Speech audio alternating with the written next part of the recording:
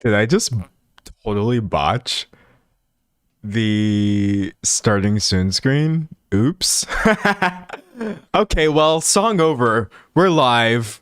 Surprise. Wait a second. I can't even see I wasn't done. I was not ready to start. I don't even have the chat like active. I can't see any of you right now. I don't even know if I'm being broadcast. Hold on. Uh Let me start my chat software. Wait, this is funny. You give yourself 5 minutes to prepare, and then you're like, actually, just kidding. Okay, select live source. Yes, Amy Schumer beefing with random people. Okay, great. Activate. Oh, I can see you all. Yay. Okay, cool. We are so... I wasn't... Where's my water? Okay, we're fine. This is going to be fine. I will live. So was that for a second I thought it was my Wi-Fi? No, it was me. Help. Okay, computering, trying to get my second monitor set. I'm just doing the same things I usually do when that song is playing for you. It's not just for fun. It's not just to like artificially increase hype or whatever. Hold on, wait. Wait. Production settings. Okay, yes. Wireless display. Try being an influencer for a day. You know, I have to press 5 buttons before I start my stream. Hard life. It's a hard knock life for me. For real. For real. Okay. Everything is set up now. Hey, everybody. I'm coming in hot with an unpopular opinion. I'm not really talking about myself because I don't really... I need to shave, obviously, but it doesn't look like I'm trying to grow a mustache, so I'm not super concerned. But you know what? In general, I think that people are way too comfortable commenting on men's bodies when it comes to mustaches. This isn't some sort of comparison. This isn't some sort of like, oh, I believe that women's problems are not... I'm talking about me. I'm talking about my experience as a man online, on the internet. A lot of y'all are just way too comfortable thinking that things people choose to do with their bodies are for you to even have an opinion on at all. It's not something I experience anymore because I always shave my face to avoid this. But actually, I have a lot of like, not trauma, but like bad memories left over from when I used to let my facial hair grow the way it does naturally out of my body.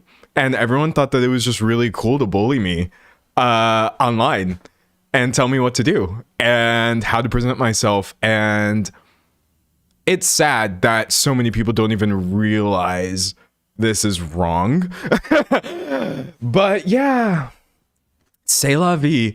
I'll just keep shaving. It's not in my genetics to grow facial hair in a way that is, I guess, fits your beauty standard or a way that you think you don't have to comment on. Which is also the case for a lot of, like, I don't want to start getting into, like, the specific way that you... It's kind of also because I'm black as well. We have a lot of, like, there's a lot of ways to be black. Okay, there's so many different ways. You got people with crazy beards, but what I'm saying is I grow hair in a way that's very common for a lot of people I know, and it's just my genes. So, yeah. Don't ever comment on anything that I'm doing with my body because it has nothing to do with you. I just had to get that out there. Hi. I'm literally like five years late to this discourse, by the way. No one has ever said anything about my face in this way since like early 2020, back when I still used to let the facial hair grow, but I guess I'm still mad about it. Somebody said, why is Amy Schumer in the title? Is this about her defending a genocidal comedian? This is about Amy Schumer's general defense of genocide as a concept. It's not just one thing, but yeah, that is part of it. I'm logged on here today, not just to like drag people from things that I've apparently held a grudge for 5 years, but also I'm here to defend a smaller creator who Amy Schumer is attempting to do this like one-sided beef with. It's really, really whack. Also, Also, because someone said this is how it should be for everyone, no one should have a say on what we can and can't do. I agree. Also, because the last stream was kind of heavy, I'm excited to say that besides the fact that some of the people we're talking about today are kind of nasty, and when it comes to really serious topics, this is mostly a lighthearted stream. I have so many topics to talk to y'all about. I don't even know if I'm going to get to them all in one stream. I'm really, really, really excited. I'm really, really excited. Someone said, truly baffles me there are everyday people who support her. On the off chance that you don't know what Amy Schumer is getting up to, I could see you casually being like, oh yeah, she's cool or whatever. But that's...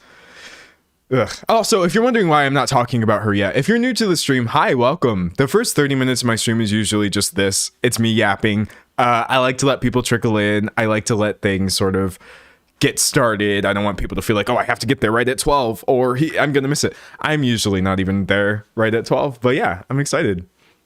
Someone said, is this about Ginny? Yes, I'm here to defend. I'm here to defend Ginny said so. She doesn't need my help. But I saw this and I was like, man, we really do live in an era where you just got mainstream celebrities beefing with smaller influencers or attempting to beef with smaller influencers. And I'm just like, this is not cool. It is not cool. Reading chat. Someone said, I'm not sure I've reacted positively to anything Amy Schumer has done ever. She's made nothing worth positive reaction, frankly. I think the thing with Miss Schumer is it's like, I have seen her get a lot of hate over things that are not worth hating over. Her appearance, honestly, yes, her being a woman in stand-up comedy, the way she's talked about, there's a massive double standard. However, that has very little to do with today's topic, which is essentially just she's constantly platforming really hateful stuff and kind of hiding behind like, oh no, but I'm just a girl. Essentially, it's not cool. It's not great. It's not great. Someone said Life with Beth was fantastic to watch. Yeah, no, our Life and Beth, is that the one? I'm not here to knock on Amy Schumer's fans or people who have ever consumed anything she has done. But why am I spoiling? You know, we'll get to there. We'll get there. We'll get there. I'm not ready to talk about her. I'm going to try not to what's the word I'm looking for? I'm going to try not to stall too much. Sometimes when my topic is exhausting, I find myself being like, you know what? Let's just do the 30 minutes forever. Let's never talk about Amy Schumer, but it's okay. I'll be all right. I'll be all right. I'll be all right. We will get through this. And we're only talking about her for the first part so I can record my video. You know, I had a lovely interview yesterday. Wait, I have announcements. I have multiple announcements. Okay, I shouldn't even be saying that I had an interview because it doesn't mean it's going to be published. So I won't say who it's with right now in case it doesn't come out. It's not like a big thing or something that you all would know probably, but like it was really cool. They asked me about you. They asked me like, oh, D'Angelo, why are you recording your videos live? How is that like with the audience? And I told them it was really, really nice.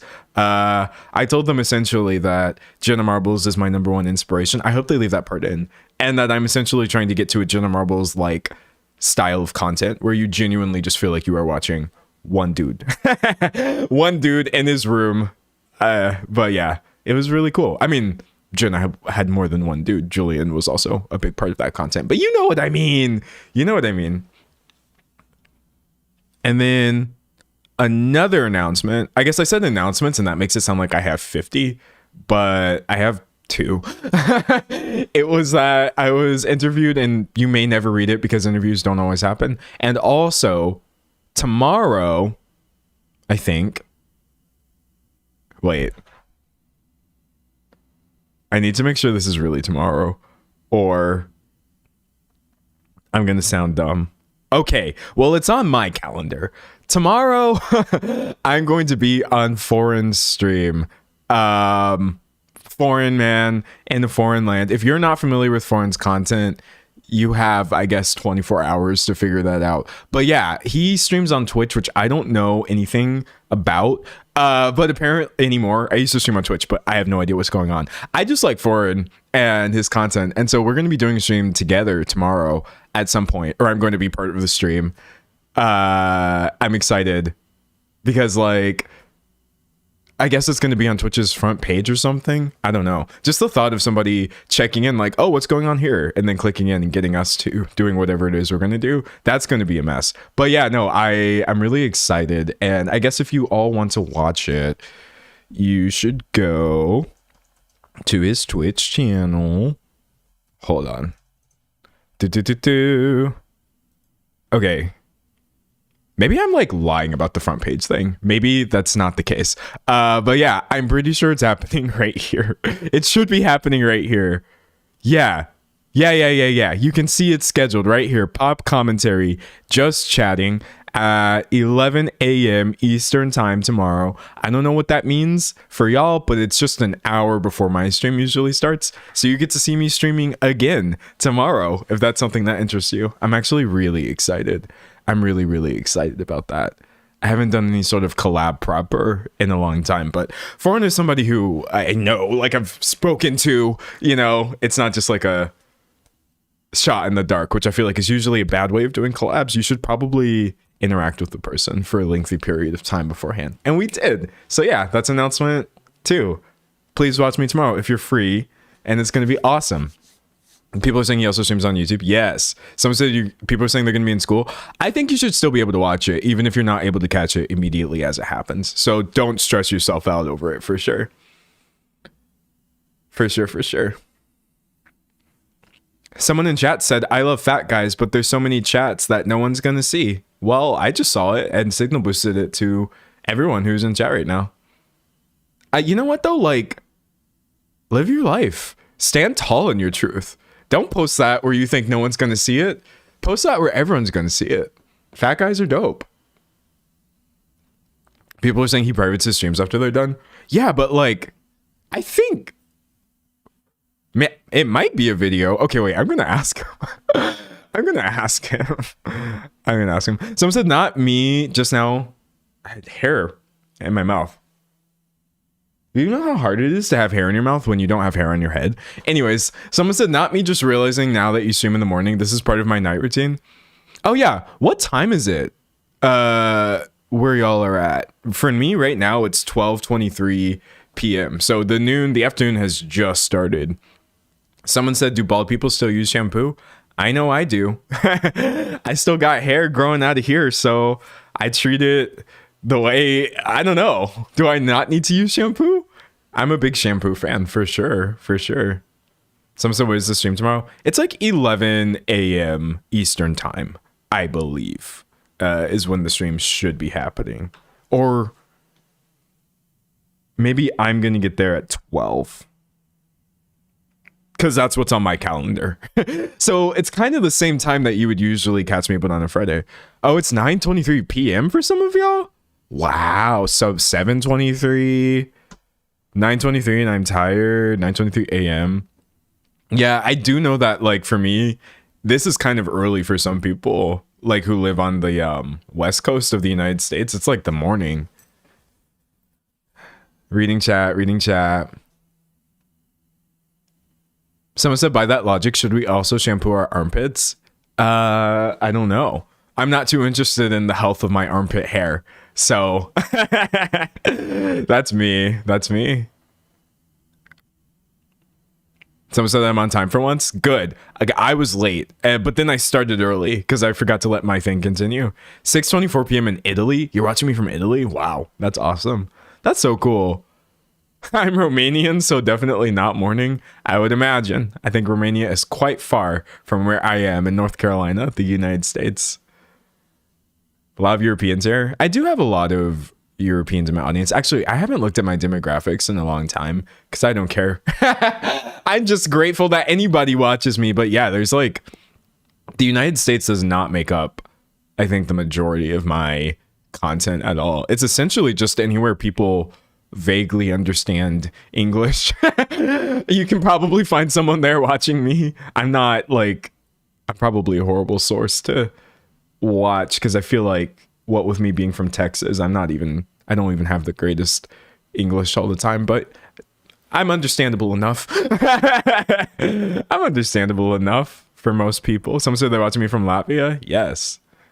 If I could speak other languages, I'd do that too. I'd be like, let's go global, but No, I only know this one. Womp womp. All right. You know something I'm not looking forward to, chat? Actually, in the spirit of openness and honesty, before we start this stream, sorry, I know we were just talking about funny things.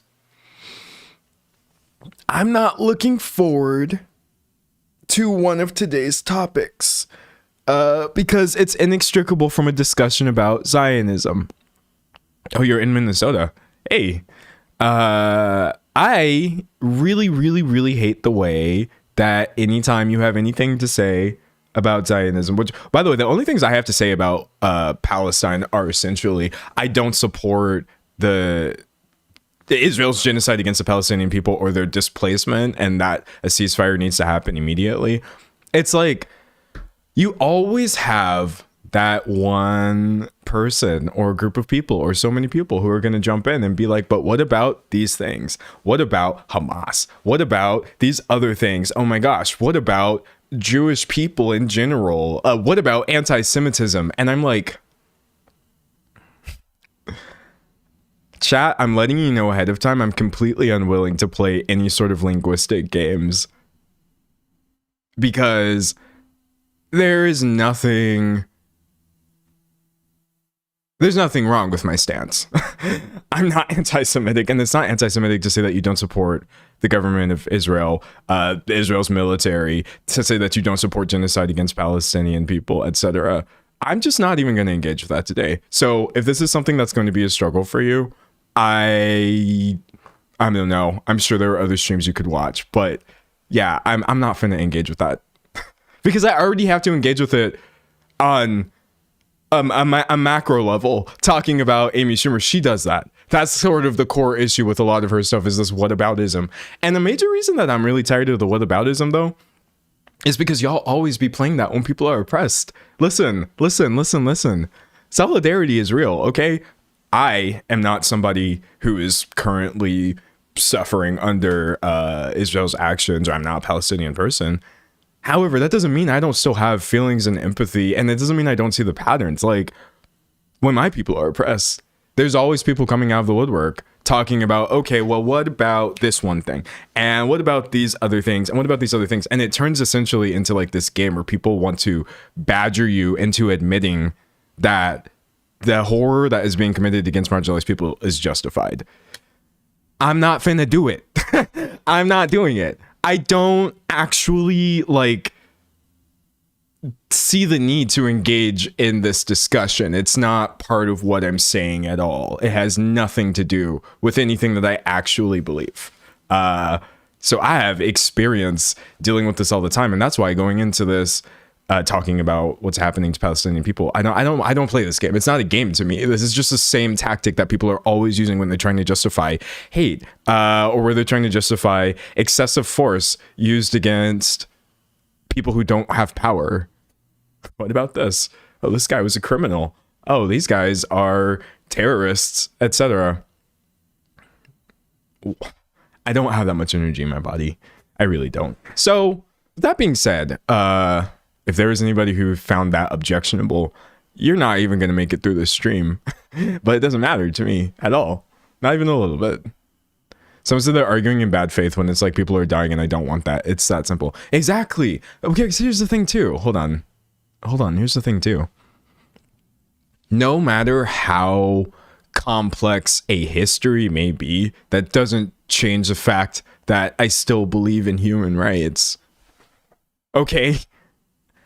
I think that people often use the long-standing history of what has been happening in that region as an example to try to discredit people who are just saying, well, I don't believe anybody should be displaced from their home. They're just two separate things. I won't accept this idea that like, oh, if you need to educate yourself more, or, you know, segregation isn't really segregation, or this isn't really genocide because there's all these other things happening. Would you please look at who has power here? Would you please look at what is actually happening? I don't know. A people first approach. That's always going to be the right answer. It's just dumb. Somebody said it's done in bad faith, so they don't have to examine the shortcomings of their defense. Yeah. I shouldn't have to say. I shouldn't have to constantly attach that I don't support any form of violence against any people. But actually, you know what? Let's get really, really, really, really real. Let's get really, really, really, really real. Because I feel like in the past, I've tried to be kind of not real a little bit, and it never works out well for me when it comes to topics that are extremely serious. My tax dollars go to the United States military, or the United States government, the United States military, all of these things. The United States is a pro-Israel country. So unfortunately, I am made complicit in genocide as we continue to support Israel. So when you catch most of my criticism being like, actually, I strongly protest these unconscionable actions, it's because the things that you're saying, what about, we're not supporting. You can sit here and say, what about Hamas all day? I'm not being made complicit. And I really, really, really, really need people to think about this one a little bit. This isn't the same thing at all. It doesn't make any sense to constantly make this what about argument. I don't support any form of violence against any people. I can't. I would be dead, honestly, if the amount of violence that people wish to exact upon people was going to happen to me. So no, again, I don't know why things get so icky, so awful. All this pro-Israel stuff is just like, please let it go. Stop trying to call all of it anti-Semitism. We're going to get to this a little bit in the video as well, where people try to really turn it into a thing. When you're a minority of any kind, they're going to be like, someone said this needs to be in the main video. It's going to be. I'll repeat myself. I don't care. But when you're a minority of any kind, actually, we're not mincing words, right? We're being real. Black people, we keep getting dragged into this. Amy Schumer does this as well, where you're trying to drag black people into this and be like, oh, actually, you should be pro-Israel and you should be these things, because we were like, I don't know, posting black squares on Instagram and this, that, the other. Why are black people being silent? Why this, that, the other? My brethren in Christ, brethren, gender neutral. I can't deal with this today. Or I can. And that's what this video is about. But yeah, if you catch me taking longer to explain my main points than I usually do, that's because this is a complicated topic. However, there are aspects of this that are not complicated at all. And the simplest thing I could ever say is free Palestine and don't displace people. Don't bomb people. Don't use government forces to terrorize people and take their homes away. That's the simple part. The complex part is all the nasty noise that people try to superimpose over this topic. But anyways, I've made my point, and I had to say all of that because I don't want people to get confused about what I believe as I talk about these things. It's important to be really, really clear nowadays. This is not, in my opinion, the climate in which you want to be sort of like vague. Oh yeah, vaguely, I believe that freedom is real, and vaguely, I believe that, like, I don't know, violence is bad. No, I want to be really clear about what I believe because I don't want to contribute to this sort of manufactured, should I say, I don't know how to word it, but you get where I'm going. Reading chat. All right, good. Someone said, could you please briefly explain who Amy Schumer is? Oh, I always do. I haven't started the video yet. If you're new to the stream, don't worry. When I hit record, that's when it starts turning into more YouTube-y content. But yeah, no, I had to get that disclaimer out here, bro. I know for sure there were some people in my audience who needed to hear that today so they can make a decision to dip. But that's fine. Go away. Manufactured consent. Maybe that's the phrase I was looking for. Some of the people being mad right now in chat. No, I don't think so. I'm not really seeing most people be mad. And that's all that really matters. That's really all that matters. Oh, someone said, I'm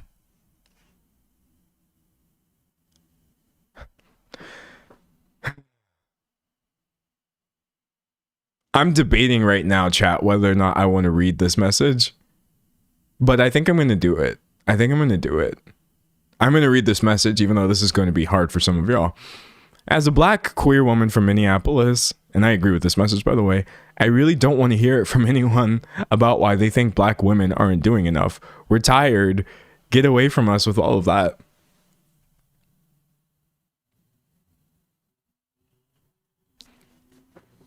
It's not even that we, the people, are advocating that we should not have any sort of social responsibility or whatever. It's just more so like, why does this so commonly get reflected back onto black people?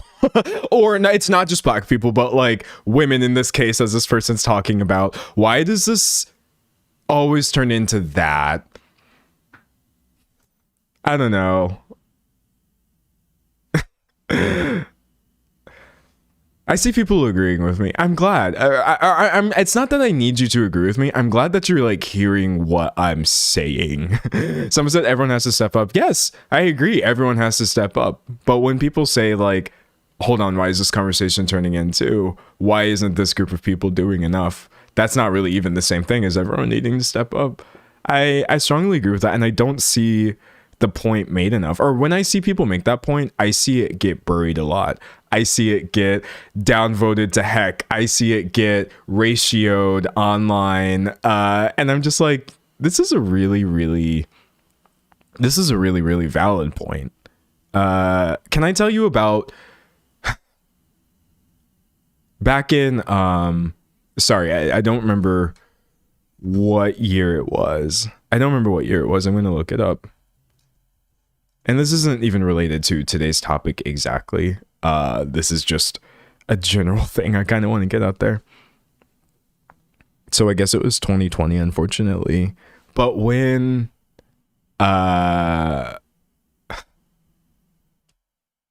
sorry, chat, you're gonna have to work with me. It's not actually easy to talk about things like this. When Black Lives Matter had its resurgence around 2020 because of what unfortunately happened to George Floyd, you know what the very first comment that I got was, or actually what my introduction to this was, somebody telling me like, oh, why aren't you speaking up about this? And I was like,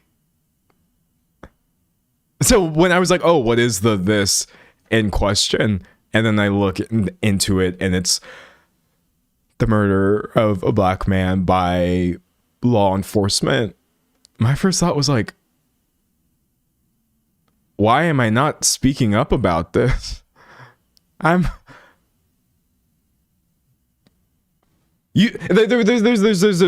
was like no time for me to actually sort my, or to react, because I think probably to the person saying that, and by the way, I have spoken up about this a lot since then, but I hadn't even understood what was going on. I think we still have feelings. I still have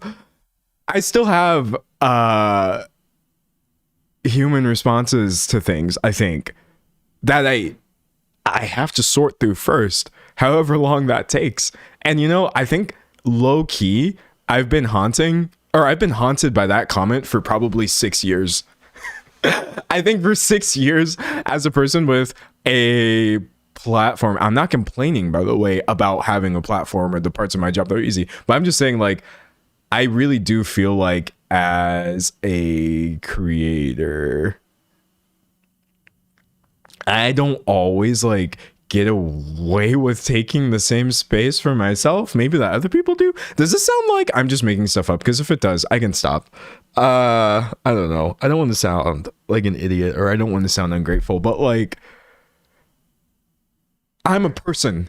It hurts. It hurts to find out things that happen to other people. It's awful. And it's especially really painful to find out things that are happening to other people because of things they can't change about themselves, things that I may share, whether I share it or not. Like, these are not great things. And I don't like the way that it does definitely turn into like, we all have to talk about these things because we all have to talk about these things. We all have to talk about these things because we want to help change things and to educate people and this, that, the other. But like, please do remember we should be a little bit appalled. We should be pausing a little bit when we hear this information. Definitely. I don't know. But that is a half-baked thought. That's a half-baked thought. The next time that you acquire some horrible information about something that has happened to somebody, especially if something has happened due to hate, just think a little bit about how some people may have different responses, different response time to this information. I'm reading chat. Someone said your community was under attack. You need time to. Yeah, no. And again, hopefully no one takes this as me being anti-solidarity, because that is not my point, and that's not the point I'm making. I'm a huge fan of trying to educate myself and on how to be more intersectional in the way that I talk about things, because I feel like at the end of the day, you're basically never going to be wrong if you're trying to see how things affect people and how you might feel if you were in that same scenario, or how it may feel to have things about you that you can't change, treated this way or this, that, the other. But it's just not always, it is what it is. It is what it is. Someone said staying appalled is so important. Actually, we can't let this become normal. Processing the info is so needed. Yes. Can I read the first part of your sentence again? Staying appalled is so important, actually. Okay. It's hard to talk about these things without just sounding like I'm like lecturing people or stuff the other. I'm just going to talk about my experience. Chat, so often when I'm encountering awful things online, the people sharing them are just so giddy. They're just so giddy. I saw like I was pulling up this horrible stuff about Amy Schumer, and a lot of the comments were like, yeah, I'm glad she's still reminding people what an awful person she is. And I'm like, you're glad? I understand what people mean. I definitely understand what they mean. I do. I'm not trying to take people out of context or lie, misrepresent them or anything like this. And I'm not also trying to say how people should or should not feel. I just think it's really unfortunate that sometimes you can tell when the things that are happening, people reacting to them or talking about them may be treating it more so as information than, say, someone's life. I don't know. It's tricky, and it just makes commentary a little bit difficult. Some of the people who are watching your stream are doing so by their own free will. You don't have to feel bad for talking about what you want to. Well, that's true too. I wrote this note. I'm going to see if I can find it on my phone. I'm going to see if I can find it. And if I can't find it, then I'm not going to read it to you. But let me see. I'm searching right now. Or my keyboard is not working. Maybe I won't be able to read this note to you. Okay, wait. I swear I'm going somewhere with this, but it might not be on my phone.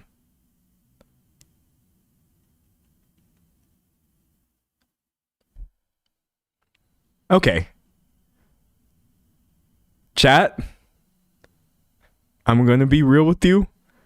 I wrote this note at the end of 2024. And I'm going to read it to you. Please don't get mad at me for something that I wrote when I was angry. I'm going to read this to you with a lot less anger. And if you've ever wondered why I'm constantly disclaiming myself or talking in circles, this is why. This is old D'Angelo. He's dead. But he wrote this at one point. He said, "Uppity Negro is fewer characters than condescending. And some of y'all should just say it with your chest at this point. I do my best to get things right. Actions beat words, so I upload as many good videos as I can and cross my fingers that they outweigh the times I mess things up. It keeps me up at night. When I mess things up, people let me know, and I welcome that. I would be nothing without that. But there's a difference between letting me know and attempting to put me in my place.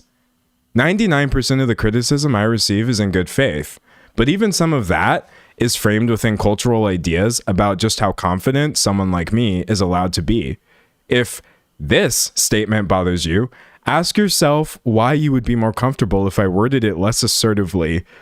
I am not better than anyone. I am not correct all the time. I'm not even unique in the grand scheme of things, but I sure as hell shouldn't have to attach that disclaimer to everything I say. That is not a standard that others are held to. Anyway, hey, how y'all doing?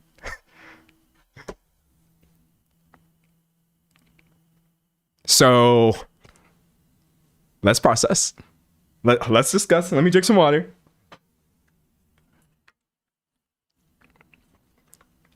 That was an unhelpful version of what I was feeling.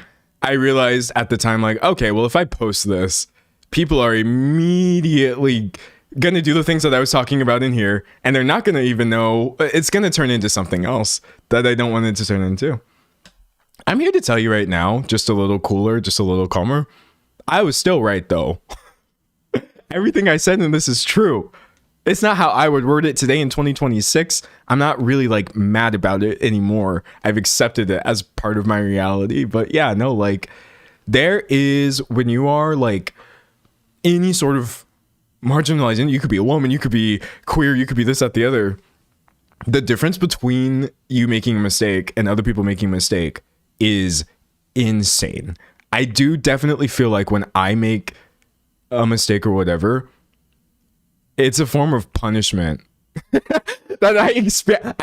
Sometimes I feel like, oh, this is actually like, I could have done anything. And some of y'all were really, really excited to have a reason to come down on me or to invalidate everything that I've done that was actually good. And that is a really, really, really common theme I see among the people that I talk about. There are many, many celebrities who have done things that are wrong, whether they knew or did not know. And I'm looking at this backlash that they're getting, and I'm like, okay, that's punishment.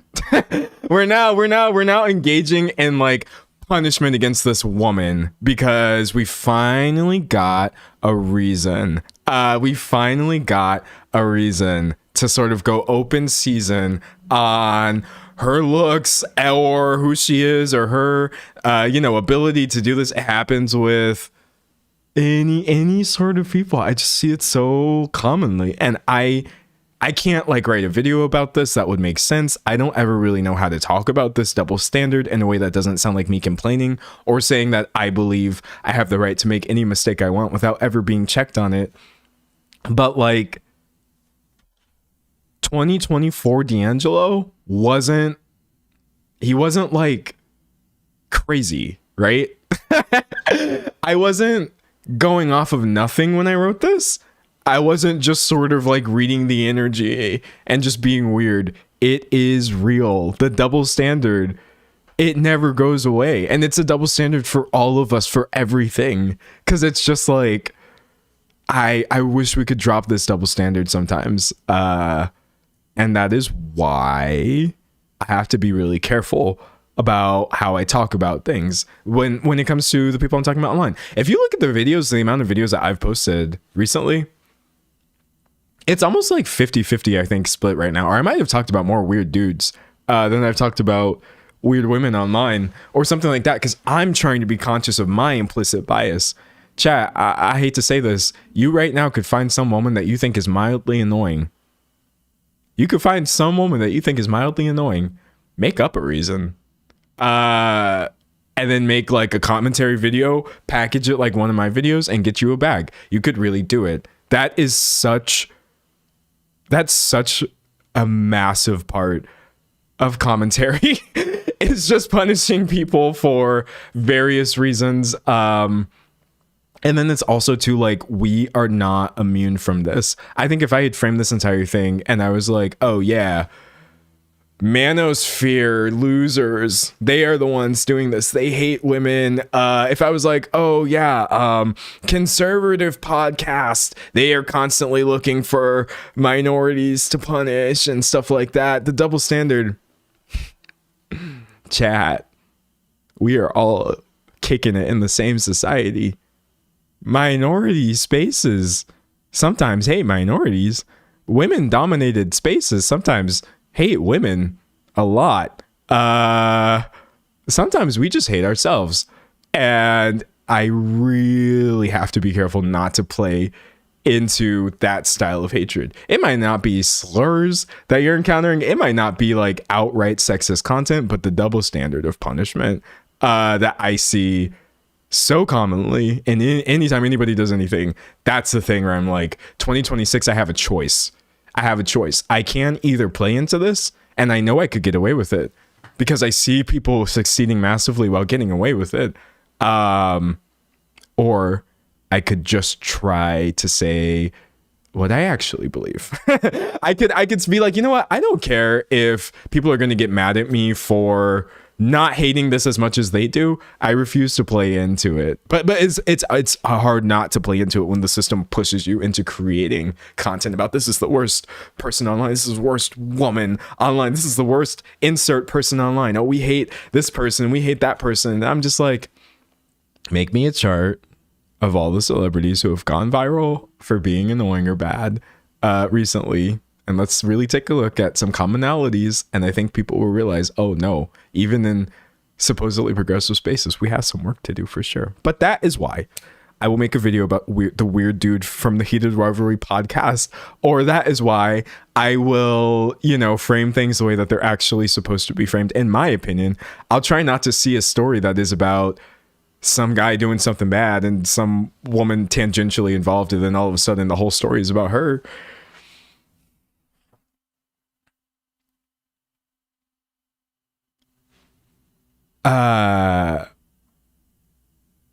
Once, and I'm gonna get a reel as well. Somebody said, I just came in, what's going on? I'm just talking about some things I've noticed in commentary. FKA Twigs, musician. I've talked about her in the past, but I'm gonna make this really short. There's not too much context you need.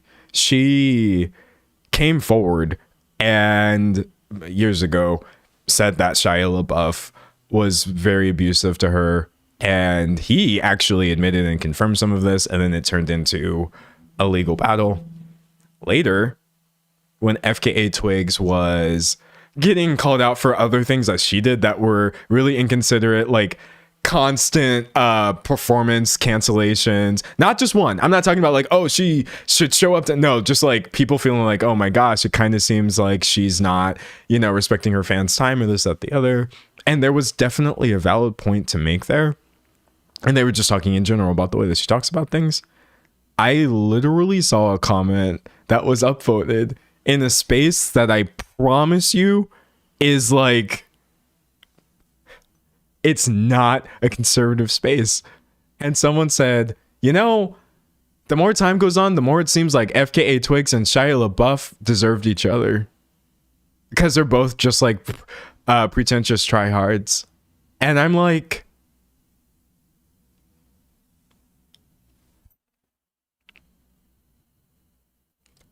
bro, she was canceling concerts and essentially doing things that were perceived as rude or annoying. And you really just came on the internet and got upvotes and agreement saying, yeah, I believe she and Shia LaBeouf deserved each other because they're both annoying. People are like actually delusional when it comes to equating things that they don't like about a celebrity with things that are actually bad, or they think that it's all the same thing. And that is why I'm going to tie it back to what I was complaining about at the beginning. That is why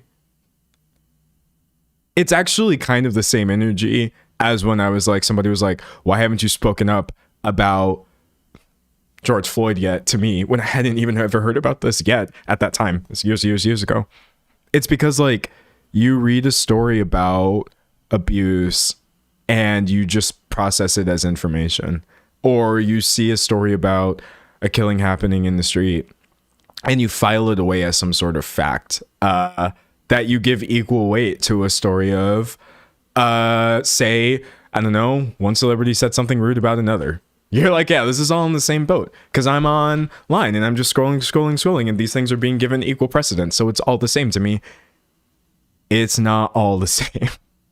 That's why I try to be so normal about things. It's hard to be normal in this climate where people think that these things are the same. They're not the same.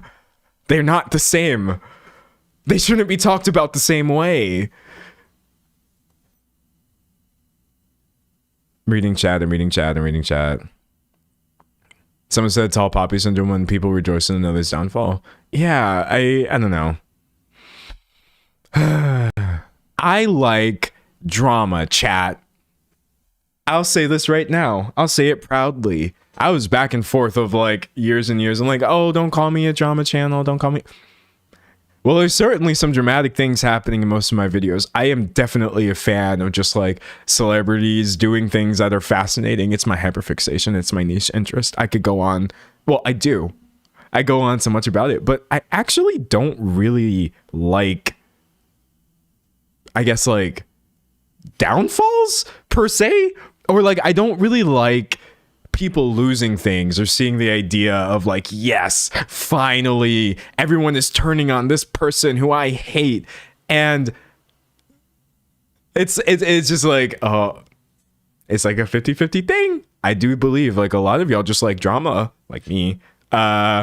But then it's like, oh, what do I do with these people who actually are here for like the blood sports of it all? You're like, oh, I'm so excited. A new person who's like failing in some way. Yes, I'm saddened. I'm seated. I'm seated. I'm sad. I don't even know what's going on here right now, but I'm just like popcorn. And I'm just like, you shouldn't want bad things to happen.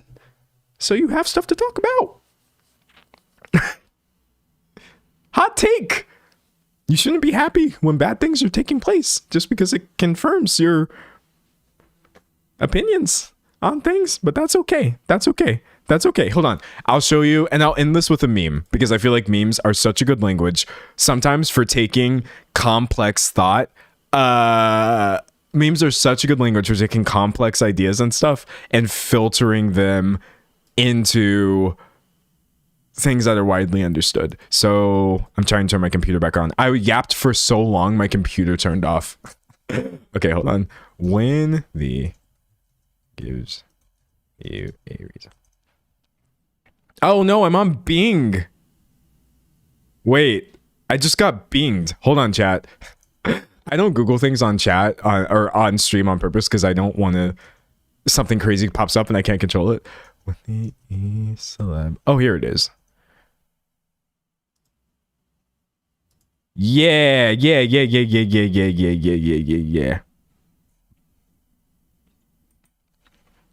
It's this meme right here, which I do find funny. In a vacuum. When the random e-celeb, and you can replace e-celeb with any kind of person who gets discourse, you dislike for just being dumb and annoying and unfunny, finally is outed for a legitimate reason to dislike them. And you've got just this very like, I don't know what emotion this photo is capturing. This is a really, really, really common way of consuming stories about people where it's like, yeah, I already hated your guts for no reason. But now that a reason is here, I'm living. It's popcorn. And I'm like, the reason is grooming. The reason is that this person is a Zionist and genocide supporter. The reason is that this person, you can literally insert so many times the reason in question is so awful, and I mostly see people just being like, I was right. You literally should have just hoped that you were wrong. It would have been better for the world if you just disliked them for no reason. And so that is why I am a big proponent. Normalize disliking people for no reason. Normalize it. Clock it. Normalize disliking people just off of vibes. If you really don't rock with somebody online, it will be so much healthier for us as a society not to turn it into like the moral Hunger Games. I really strongly believe you should just look at individual celebrities and be like, wow, I just don't like that person. You should be watching YouTube and just like watch for 5 minutes and you're like, nah, I tried to watch this, but something about this is just not it. And I don't have to explain my feelings. Don't secretly hope that the universe provides you a moral justification for every single opinion that you have. It's okay to not like something. Someone doesn't also have to be a horrible person, therefore you're okay not liking it. I think it's a kind of like lack of confidence in one's opinions that sort of drives this really massive wave of constant giddiness over awful things happening. I don't want bad things to happen. I don't get happy when people do bad things. It's never good. And that's all I'm saying about that. We're going to start the video.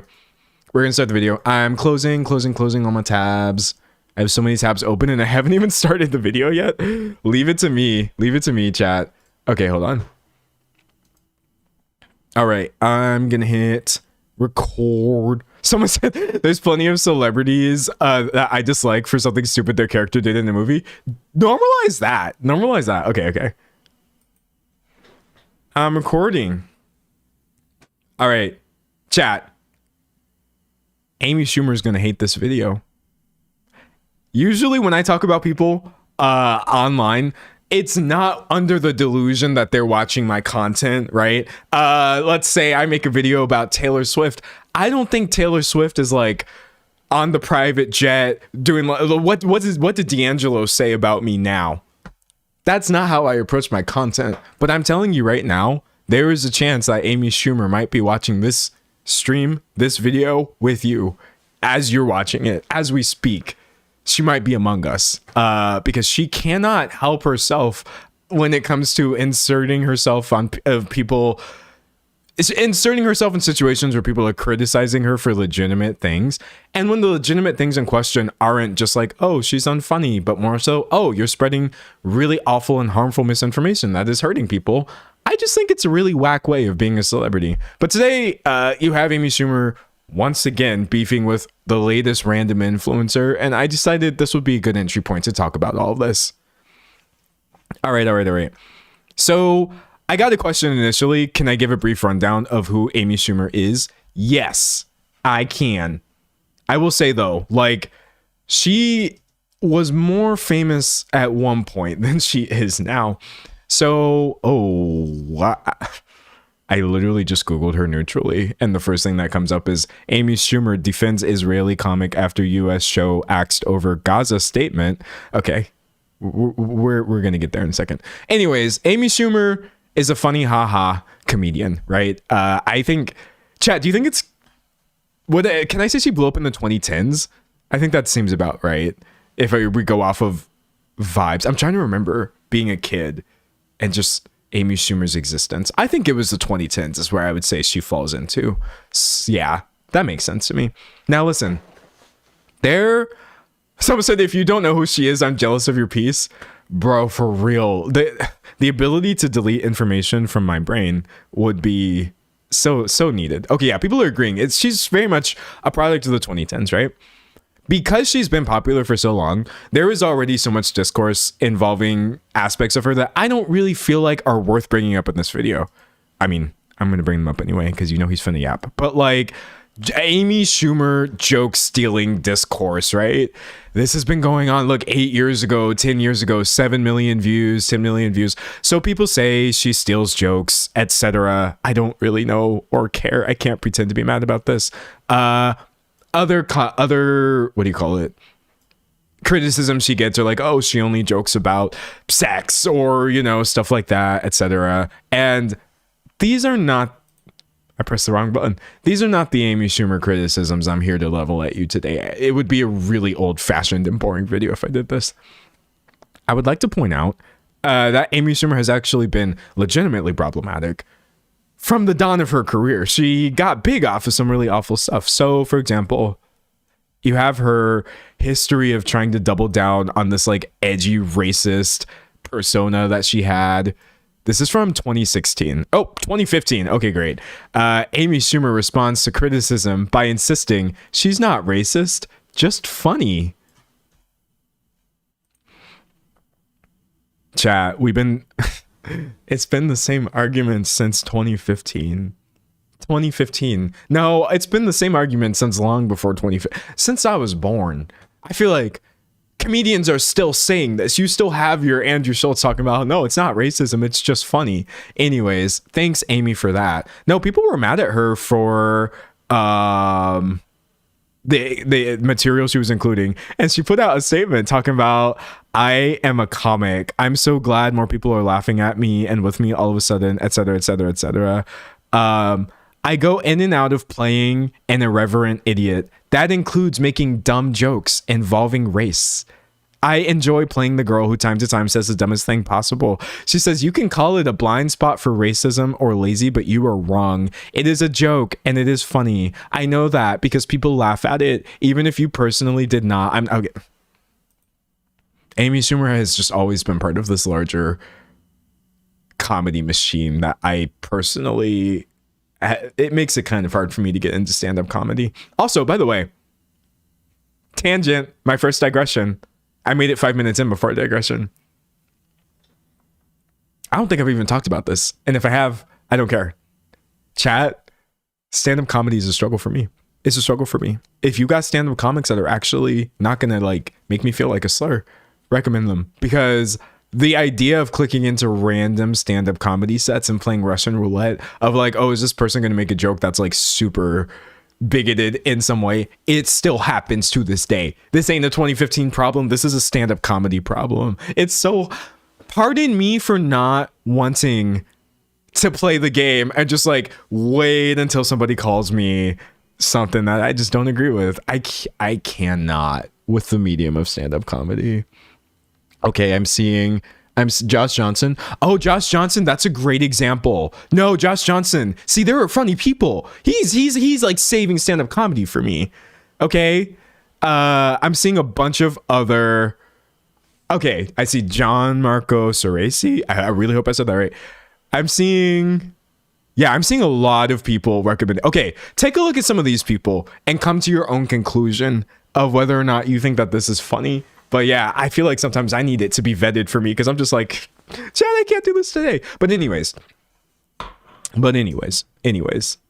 No, but like, Josh Johnson's funny though. So it's not even the medium. It's it seems to draw the worst in people. Anyways, what I'm trying to get at here, chat, and this is more of like an abstract term, or this is more of an abstract point.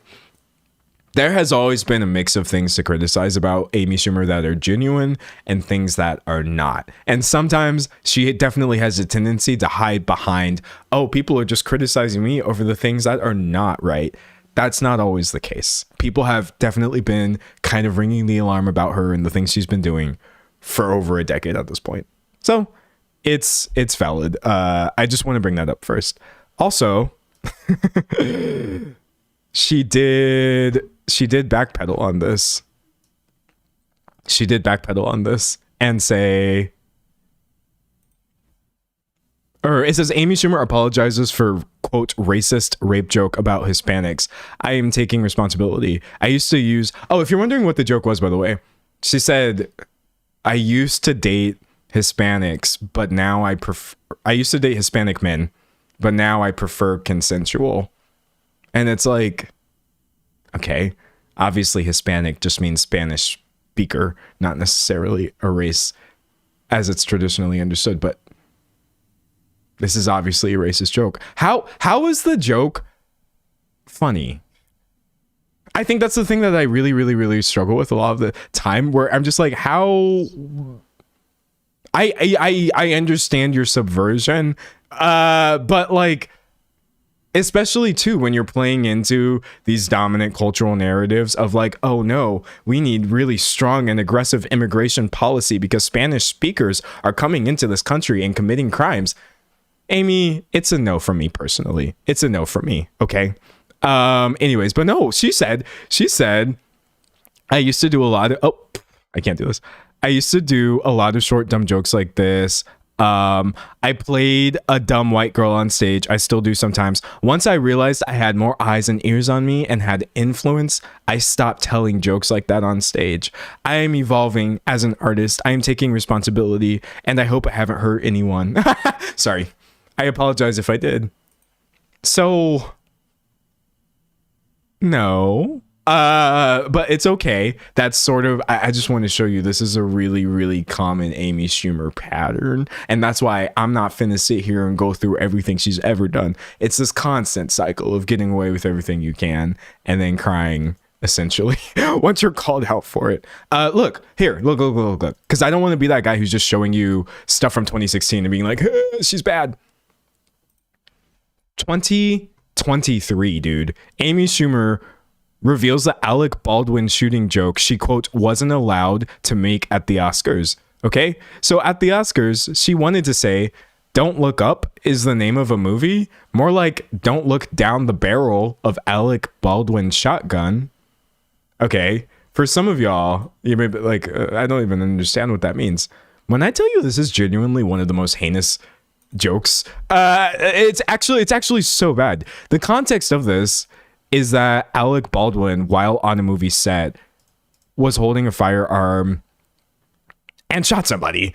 It says right here, in 2021, during production on the set of the film Rust, she was shot and killed by Alec Baldwin when he mistakenly fired a bullet from a firearm he was using as a movie prop. You have Helena Hutchins over here. I'm just like, Amy, you are not funny. Like, I'm sorry, but what a complete misunderstanding, I guess, of who jokes should be making fun of. Don't look down the barrel of Alec Baldwin. It's gross. You could say that I'm overanalyzing, but I don't think that in general she's that funny, even if she has made some things in the past that are funny. Okay. Anyways, I'm reading chat. Someone said, what a weird thing to joke about. It's just weird. Someone said, what a weird thing to joke about, and they just put a frowny face. I feel the frowny face when I think about some of the things that you can get away with in comedy. I'm just like, I don't get it. Now I just feel bad. Someone said, not only is that not funny, it's kind of evil. Yeah, no. And it's also like, I saw one tweet that said, why would you even admit this? They told her not to say it. They tried to save her from herself, but she just could not get over how allegedly clever that was and still had to let Variety know. But anyways, moving on from just my general thoughts and opinions on Amy Schumer, let's get into some of the meat and potatoes of why people find her to actually be unconscionable. She has slid into this pro-Israel pipeline right now that is, hold on, chat. My source is not working. Sorry. Hold on one second. It's like one line per, it's like one source per video where I run into this problem. Hold on. I swear. I gotta show you what she said. Amy Schumer. All right, pray for me. You don't even have to pray to anybody in particular. I'm crossing two sets of fingers at one time. I can find the source real fast. Oh, here we go. Okay, great. We'll just pull this source, right? We'll just pull this source right here. So, Amy Schumer is definitely one of those people. When asked about what Palestinian people are going through right now, she'll say, I don't agree with anything that Netanyahu is doing, and neither do the Israelis I know, she said. Of course, what's going on in Gaza is sickening, horrifying, and unthinkable, and I don't think it's okay to hate anyone because they were born Jewish, right? It's gotten to this place where you can't speak up for other Jews without people feeling like it's a slight to the conditions in Gaza. Be that as it may, these aren't really the main things that people are saying about Amy Schumer and the way that she talks about Palestine. It's actually the fact that she sees fit to signal boost things like this. And I am sorry in advance for showing this content. I'm not even kidding. So she reposts this comic on her Instagram that I guess is making fun of people who are trying to show solidarity or for what's happening to people. And I'm sorry, what the? Gazans rape Jewish girls only in self-defense. I'm proud of our rapist martyrs, etc., etc., etc. Amy, I don't think the issue is that you're Jewish in this specific case. Someone can clock me if I'm wrong. I think the issue is posting things online where you're saying that you think that Gazans are acting like this, and you think that the people who are protesting the displacement and genocide of Palestinian people are overlooking these things. I want to say that that's a problem. Maybe I misunderstand, but I don't think I do. So when I say that she's a Zionist, and when I say that actually she is totally in support of what Israel is doing, etc., it's because she's signal boosting all this information to disparage people. It's just not good. She posted, oh wow, okay, I realized that my chat, I feel like a student where part of my outline got corrupted. This is a mess, but I can find this one because I know what's here. Hold on. Okay, great. So she reposted this video of Martin Luther King talking about Israel, right? And I think that this is actually, in a vacuum, a pretty important scenario to pick apart, right? So look, this happened a couple years ago as well. After comedian Amy Schumer, someone said doing free PR for Israel in the current year. Bro, she's obsessed. Listen. After comedian Amy Schumer posted a video featuring clips of Martin Luther King Jr. speaking in support of Israel and denouncing anti-Semitism, his daughter Bernice King felt compelled to clarify what her father's stance would be. Okay. I find this to be really gross, actually.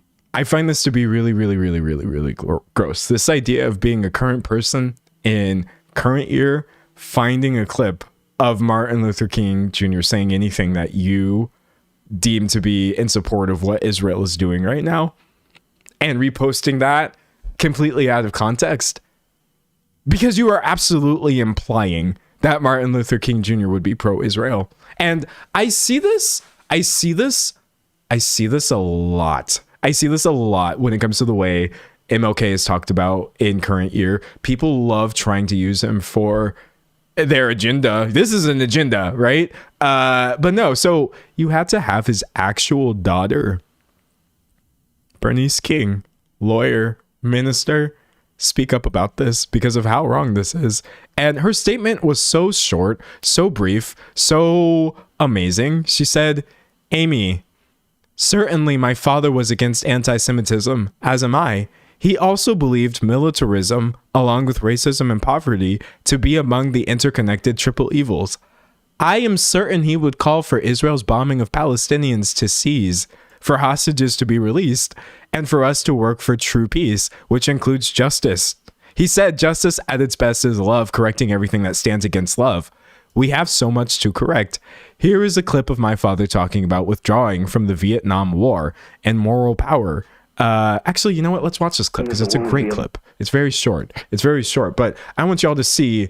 Y'all can't play this game. It doesn't make any sense to play. Okay. Mom could be stopped now. Oh wait, this is like quiet. Okay, here we go. Without harm to this country.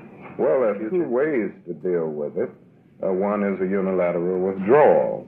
I don't oppose that because I feel that this is a possibility. After all, France withdrew unilaterally from Algeria. It withdrew without a military victory. Mm-hmm. And this did not lessen France's prestige or influence in the world. If anything, it increased its. Someone's pointing out that this is in color because it didn't happen that long ago. Yes, there is a massive psyop. This isn't me like being crazy conspiracy. There is actually a psyop to make it seem like the civil rights movement, and actually many things like this, were like so long ago.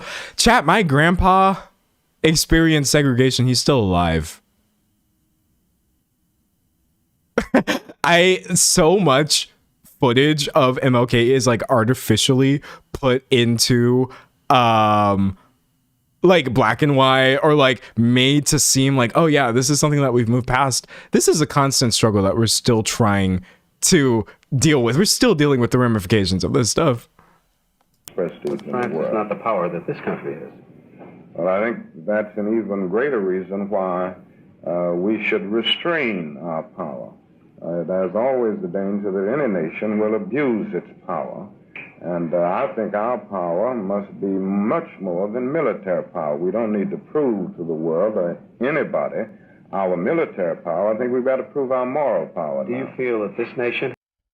So I really think it's safe to say that if Martin Luther King Jr. was on Maine talking about, actually, we shouldn't be proving our military power, we should be proving our moral power, there's always an opportunity for nations to abuse their power, etc. Even if y'all really thought you got an aha, because at one point he was saying things in support of Israel as an idea,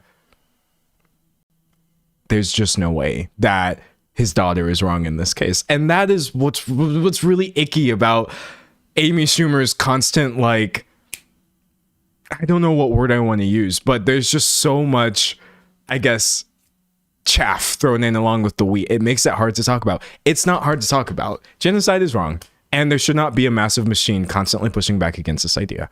And that is why people are not really rocking with much of Amy Schumer's recent output. And by the way, chat, this is not the first time. So I, in a second, I'm going to get into her talking to this influencer, but this isn't actually the first time that this has happened. So here, I'm trying to get to the tweet. All right, here we go. Asia Jackson says on Twitter, "It's so crazy to me," and this is a really viral tweet, "how Bella and Gigi," referring to the Hadids, "had to tiptoe around their statements, and then Amy Schumer is like, Gazans are rapists and will still have a career." This is true, right? I think I've just shown you that this has literally happened. Chat, why did Amy Schumer see this tweet? Why did Amy Schumer see this tweet and respond? Did something I post about my people being massacred upset you? Okay. Let's continue the interaction. Hold on. I done forgot where I was. Okay. So this person responds and says, "Yeah, the Islamophobia and generalization of Gazan people that's what upset me." Right? And then she said this is literally all she said. "Why did you even message me?" Right? Oh no. Then Amy really gets back to her. And says, oh my God, sorry. "People all over the world are in the streets yelling for the murder of my people. You're not educated about the history of the Jewish people and of the conflict. Thanks for expressing what you were upset about. I'd like to express that I think you are anti-Semitic. Do you have any Jewish friends? If you do, they're all scared right now, frightened for their children, for their lives. Is there a good Wendy clip for that?" I guess referring to the fact that this person posted this meme right here, I would imagine. Is there a good Wendy clip for that? Man, don't read more into things. I'm not going to read into that statement, but I'm just like, Amy, that's so funny. You must have been so annoyed. You look so young. What a cool video to post while I'm hoping someone doesn't. Okay. Oh my God. Slip my son's soda at school like they've been threatening to do and posting pictures of my house. But I deserve that, right? One day when you realize how you acted in this moment, I will accept your apology. All the best. And when you use this exchange to try and raise your profile and get shine, you are showing yourself. Chat. Does anyone here think or truly believe in their heart that anti-Semitism is wrong and that Jewish people deserve no form of discrimination, while also categorically opposing the actions of the country of Israel and their genocide against the Palestinian people? Because I do. I don't know how there's any universe in which this should be a difficult concept. Nothing that Asia put in her tweet was actually about anything that Amy is ranting about right now. Someone said, why is she making it about her? Dude, this is, it's so common. Oh, I see people in chat saying, why yes? Oh, I see a lot of yes. Yeah, no. A rise in someone said, me, a Jewish person. Yes. A rise in anti-Semitism is disgusting for any reason. There's never a reason where you'll catch me downplaying or invalidating that. It doesn't even matter if you're using the actions of Israel as some sort of statement on your feelings about Jewish people, you're an anti-Semite. Period. Because conflating people in this way is wrong.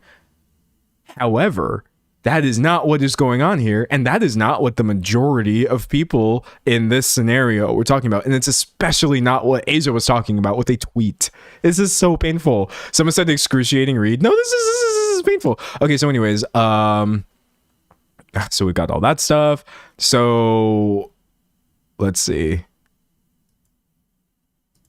I guess the last thing we have right here is just saying, I'm very curious to hear how you know that I'm not educated about the history of the conflict. How do you know that? You literally just followed me. You don't know who I am.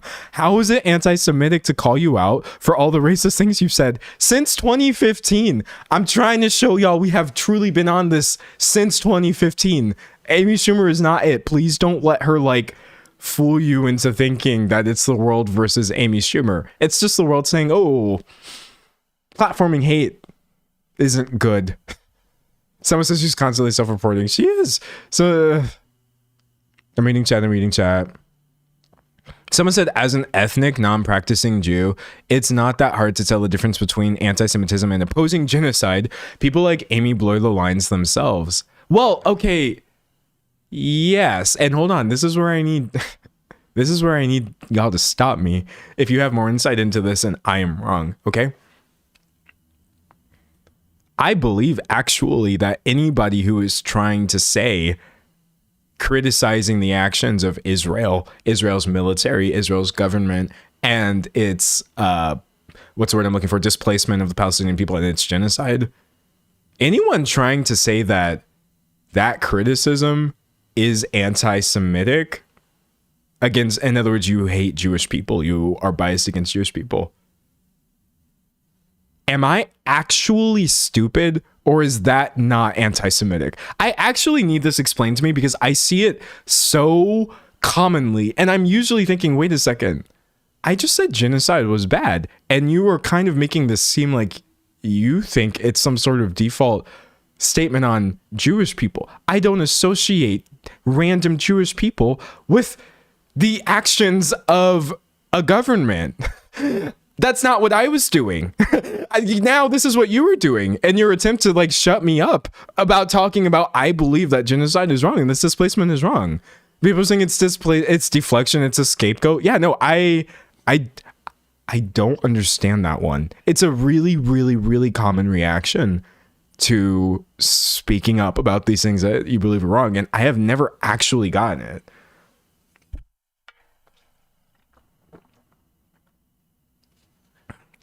Someone said they conflated it on purpose. Again, like, I don't want to get too deep into the weeds. All I'm saying is, like, I can't let this world convince me that I'm wrong for seeing the plight of a displaced people and saying I believe that this military organization should stop doing this when, like, I'm the product of displacement. I'm the product of a displaced people. I am displaced people. And that's the thing that I don't feel like I feel like this is always missing. Like, I am Palestinian people. We are all each other. So when you're getting so hung up on how dare you criticize the country or how dare you criticize the actions of a military or this, that, the other, I'm just like, shouldn't you just all be like, oh, well, I am also in some way the person in this video. Oh, this is bad for all of us. I will never understand it. It's actually genuinely like, it doesn't compute. It doesn't compute. I'm reading chat. Someone said recontextualizing the argument is a conversation ender. Well, yeah, because it's also too another question that I have. And this is not a legitimate question. This is a rhetorical question. Why is it always in the context of trying to silence people speaking up about a genocide? I think the only time when I get people explaining to me that I'm being apparently, I don't know, wrong or like anti-Semitic, this, like, why is there always a but or like an asterisk when it comes to saying that, like,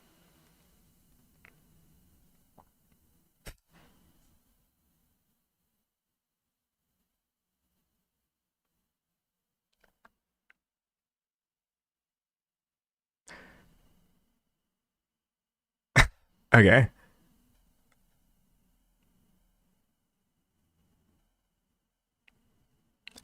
I see a comment.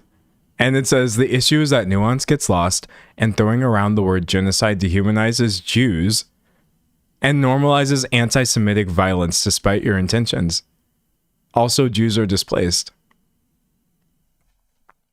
The chat is frozen right now because I had to scroll back up to read this. I'm going to read it again to make sure that I'm not like misinterpreting you. The issue is that nuance gets lost, and throwing around the word genocide dehumanizes Jews and normalizes anti-Semitic violence despite your intentions. Also, Jews are displaced.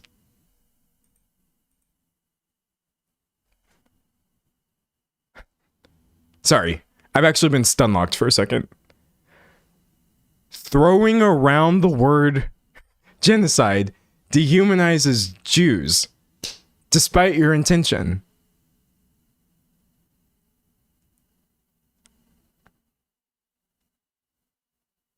I knew that this was going to happen. That's the really funny thing. It's not funny. Funny is not the wrong word. I did genuinely know that this was going to happen, talking about this topic. And that's part of the reason that I didn't want to talk about the topic.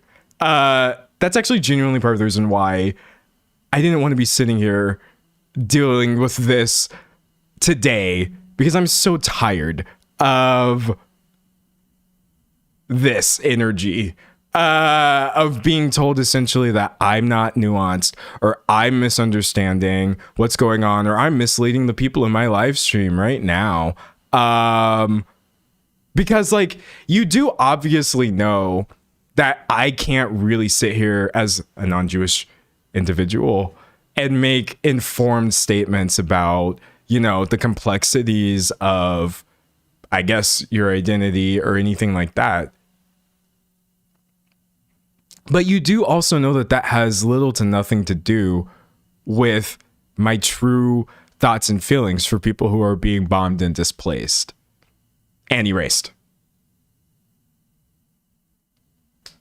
I guess, like, this is such a semantic thing when this situation has nothing to do with words. It's not a word game. I'm not playing a word game with you. That's not why I logged on to talk about Amy Schumer today. The actions... Maybe I misunderstood. Maybe I misunderstood. I'm sorry. Maybe that's not what you were saying. And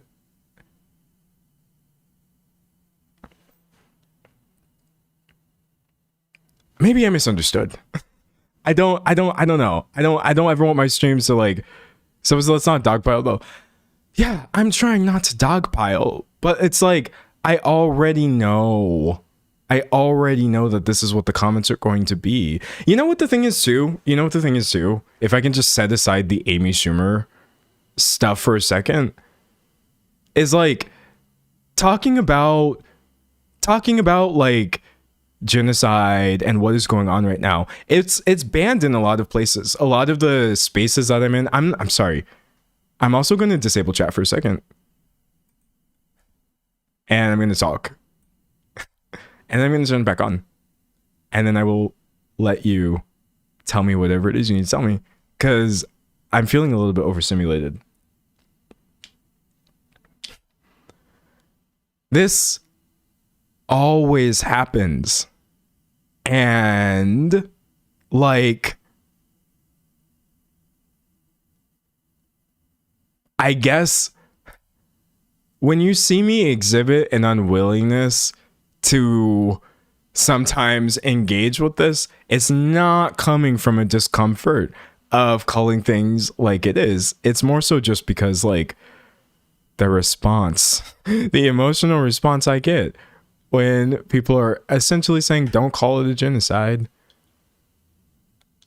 It's just a little hard for me to sit with sometimes because I'm just like, what am I supposed to... I just said I don't think people should be bombed. That's all I said. I think so much of this is like, the idea that I have an agenda, or I secretly have these beliefs. It goes both ways, by the way. People also in the past thinking that I was a Zionist or something like that. Like,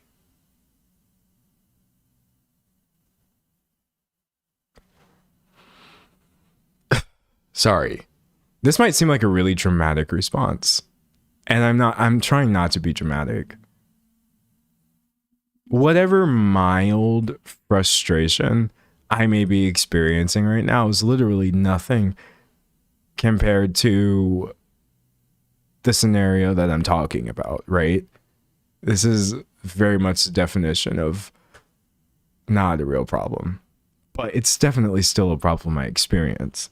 Just, I don't get why people are like this. People want to argue with you so hard when you're saying that people shouldn't be bombed, that you have to ban discussions about this topic. You have to be like, okay, just a market ban on criticizing Israel, but you can talk about anything else in the space. Or you have to like constantly brace yourself for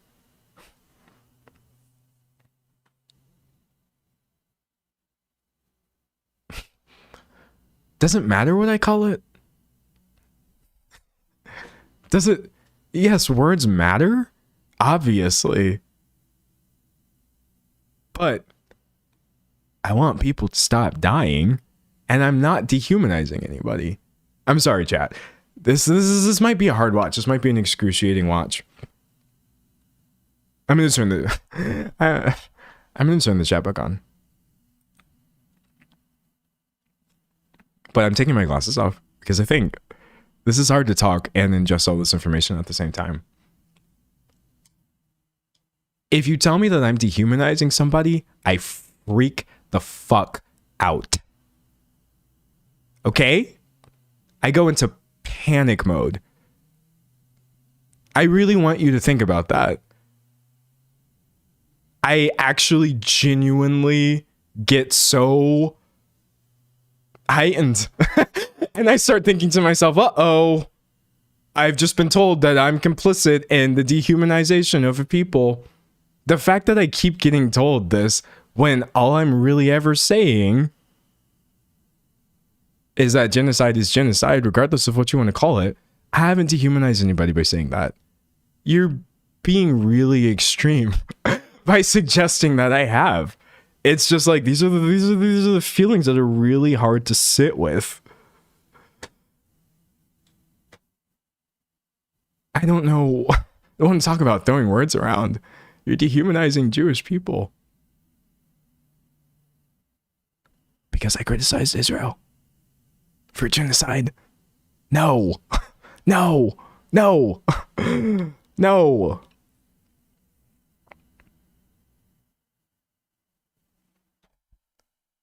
Sorry.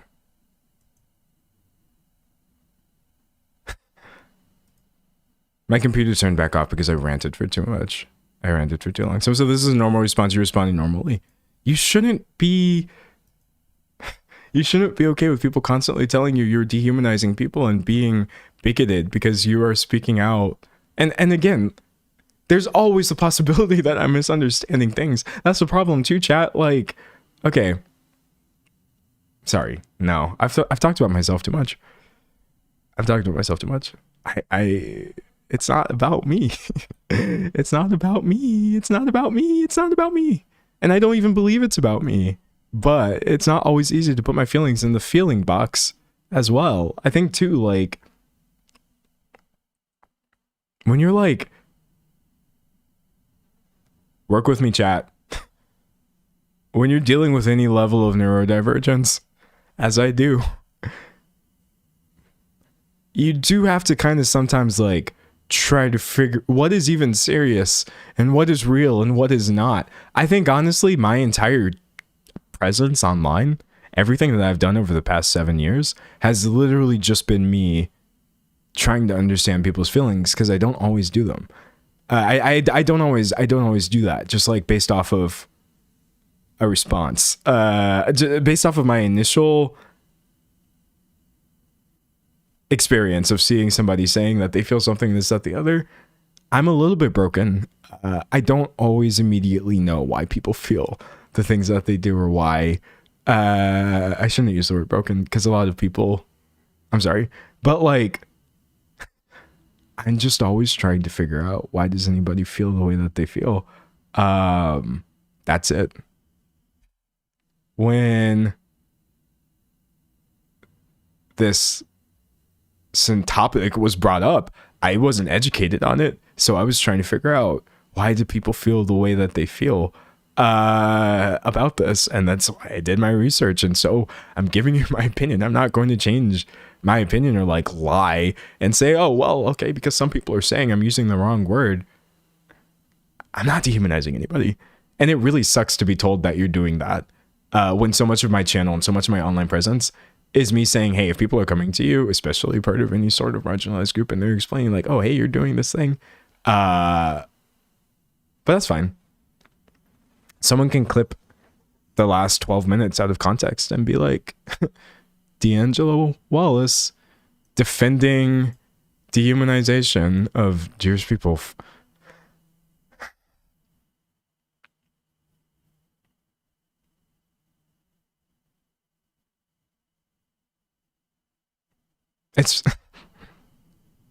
It's a big feeling. It's a big feeling. It's a big feeling to put back in the box. It's just it's a big feeling to put back in the box. I'm gonna have to really sit here for a second, because I still got time left on the stream. I haven't finished recording anything. I'm not done. This is not the only time I've been told that I'm doing this, and I know that I'm not doing it. It's a big feeling to put back in the box. Lord. This is abnormal. I don't want anybody to die.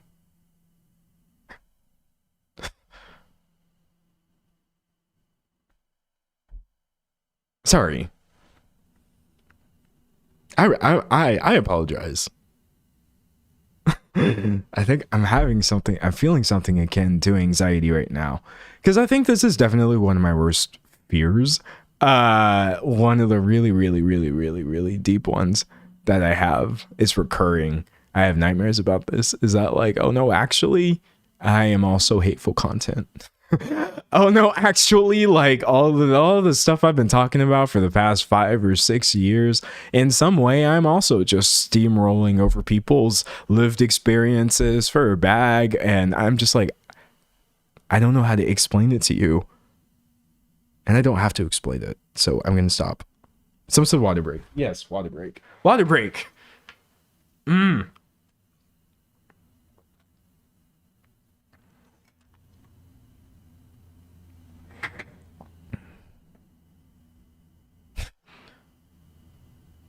said it's an extreme social accusation. It's understandable. Yeah. I've been on both sides of it. Chat, if somebody stopped you in the street and said, oh, you're dehumanizing this people with this religion or this ethnicity or this orientation or this, that, the other, you're going to be like, and I do it every time it happens. But I'm sorry. I feel like that was just bad content. That was just poorly handled. I literally could have just not read the message. It wasn't. It's tricky. This is my 29th day back, and I knew at one point I would choose wrong. And I chose wrong. But that's okay. Because in the grand scheme of things, I've been doing really well. And I think I've actually been not getting stuck on things like this. I've just been letting things like roll off my back, like water off a duck. I will never say it's not that serious, because it's very serious, but like, it's not.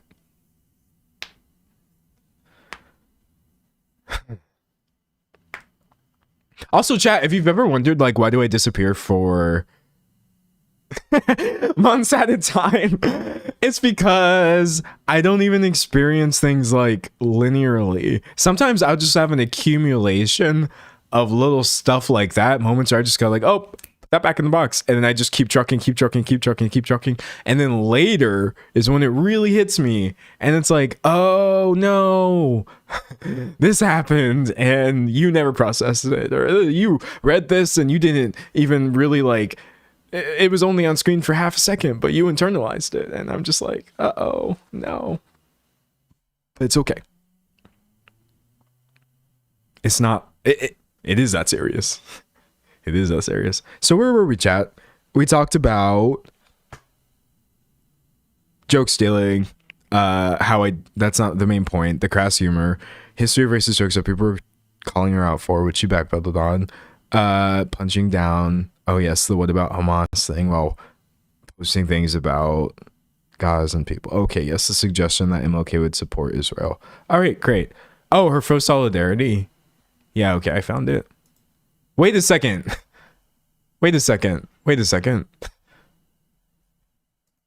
Funnily enough, and when I say funny, I very, very rarely mean funny. Interestingly enough, this was actually my next point. Right here. Yes, I pulled this from Reddit.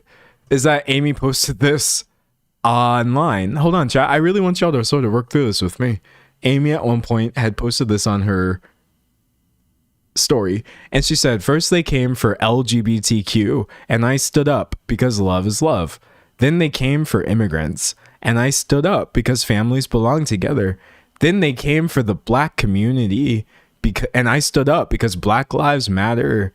Then they came for me, but I stood alone because I am a Jew.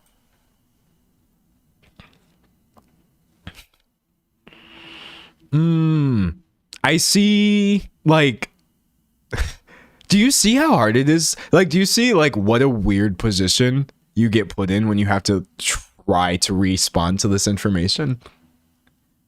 It's not easy for me to respond to this, but I'll say this right now. If anybody wants to, Lord, this is like not real, bro.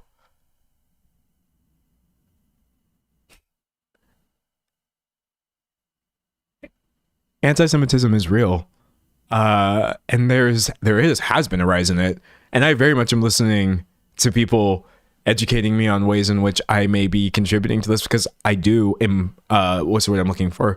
I'm complicit in society that has all kinds of bigoted structures built into it, for sure. But I think this idea that, like, people are really not rocking with implying that Gazan people are rapists means that now everyone has abandoned her because she's Jewish. This is also why I don't do political streams. This isn't even political to me, by the way, chat. But, like, because so much of it involves, like, shifting things around and moving goalposts, and it's like, ooh, now we're talking about this thing, and I'm like, no, I was talking about this thing. You were wrong. But yeah, no, I think this constant thing of, like, why exactly is Amy Schumer in, like, whoa, hold on, let's just pull it back up. Of all people, why is Amy Schumer in Asa Jackson's replies? Maybe that's a thing as well that you're gonna have to, like, work with me on here. When I do see horrendous and horrific anti-Semitism happening around me constantly, why is it like Amy Schumer is coming down on random people like Asia Jackson for not supporting her? And also, did you only support Black Lives Matter because you wanted something back out of it? Those two things are what bother me. Those are the two things that just, they get stuck in my subconscious, and I'm like, this is hard to process. This is complex and strange.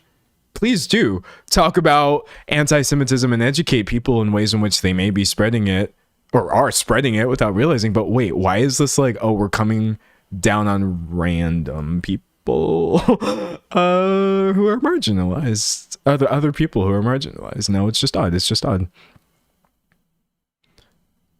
Reading chat, someone said that, like the clapback, then saying don't use this clout for your own benefit. Yeah, that's strange. Or you're in here talking about, is there a Wendy reaction for this? I'm just like, Amy, this is just weird. This is just odd behavior. It's just odd behavior, honestly. But you know, I am glad. Someone said solidarity is not transactional. No, it's not. It's not transactional at all. Because there's the thing too. Sorry, I think I'm a little shocked by how forthcoming I'm being on the stream, but we're already here, aren't we?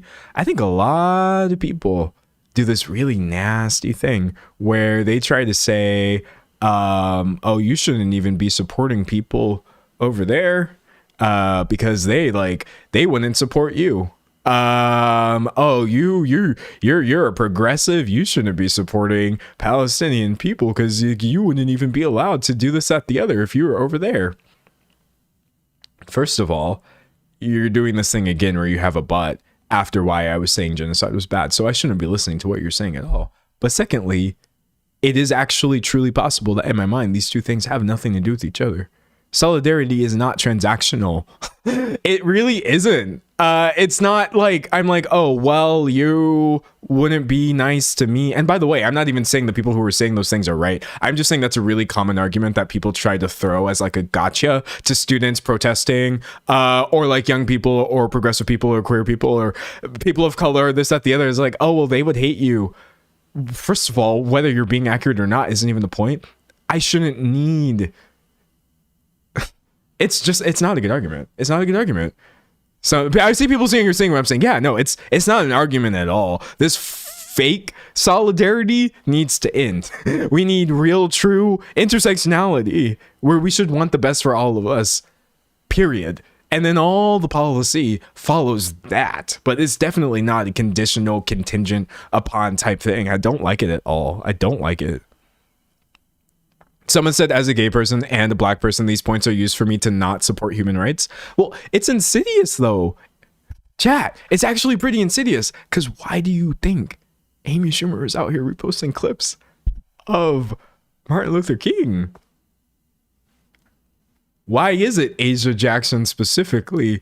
I really do want to kind of make y'all hip to this. Like, there are definitely aspects of society where like, oh, forms of racism or whatever are really, really like obvious. So if I get some weird podcaster and he's saying something weird about black people, it's pretty obvious and easy for me to be like, that's not good. But when I tell you that it is a form of racism to be like, oh, you are a black person, so you should be pro-Israel, it is really, really strange and sort of hard to describe form of bigotry. It's the same thing where it's like, oh, you are queer, so you should be supporting essentially the actions of this genocidal country. Like, it's just like, it's a little note. It's a little asterisk for me. I don't go super hard on that point because my main thing that I would like to talk about is like, I believe genocide is wrong. But that little asterisk of like, oh man, y'all got this all kinds of messed up. It's not lost on me. It's not lost on me. Reading chat. Someone said still scratching my head trying to figure out who Amy Schumer's fans are. At this point, I'm not really sure. But they're still out there. Actually, hold on, I'm back into my outline. I'll tell you what Amy Schumer is up to nowadays if you're curious. I'm reading chat. Yeah, okay. Y'all are still with me. Thank you. Also, can I just take a break and say thank you? Thank you. I can't stress this enough. This is a really weird space on the internet, chat, that I have created. I have done a lot of really strange things with the intention of having a space like this. I want a space where I can be able to not react to things perfectly and still not be horrifically misunderstood. I'm not deleting this stream. I'm not taking... Well, okay, if something like copyright happens, I have been having to cut little clips out of my stream, but that's not the point. I need this on the internet. Okay? Complex doesn't mean we can't talk about it. And it doesn't mean I have to explain everything perfectly. It really just means please try to see where I'm coming from. It really just means I'm going to please try to see where you're coming from. Before I came back to YouTube, I was genuinely feeling like there was like, now I'm just, okay, I don't want to glaze my chat, but did anybody else low-key feel like there was almost nowhere left to even do this? I just felt like everywhere online where I tried to have any sort of nuance, I would just see people getting slammed or like so much hatred for, I don't know, like how dare you not automatically have the right opinion or whatever. My approach to everything is like, I'm going to try to do right by people and I'm going to correct things when I am wrong, but I can't, like, I don't know, one thing at a time. I'm not ChatGPT. I can't process everything amazingly, but we can talk about complex things. That's what I wanted to do in 2026. I never wanted to look at a single topic and say, I can't talk about this because I am unprepared to deal with the nuances or complexities of it. It doesn't matter how. And also, I really also don't want to sound like I'm spreading this idea that what's happening to Palestinian people is complex. It's not. That's a psyop. It's complex in that there's a lot of history going on, but there's absolutely nothing complex about saying that you believe genocide is wrong. People should not be displaced, and you're not supportive of the actions of a military or a government that is doing this and bombing people. That's not the complex part, right? I just didn't want to have to like skip a topic because it was about Palestine, because I realized that I'm like, that's wrong. even though I guess it would be easier for me to not have this conversation because I know it's going to turn into like this. I believe it's wrong to want to talk about something and not do it because it would be hard. So that's where I'm at. And if you're wondering, someone asked who are Amy Schumer's fans. Well, Amy Schumer is helping develop an exciting Israeli rom-com. This is set in New York after the events of October 7th. And it's about an former IDF soldier who she falls in love with.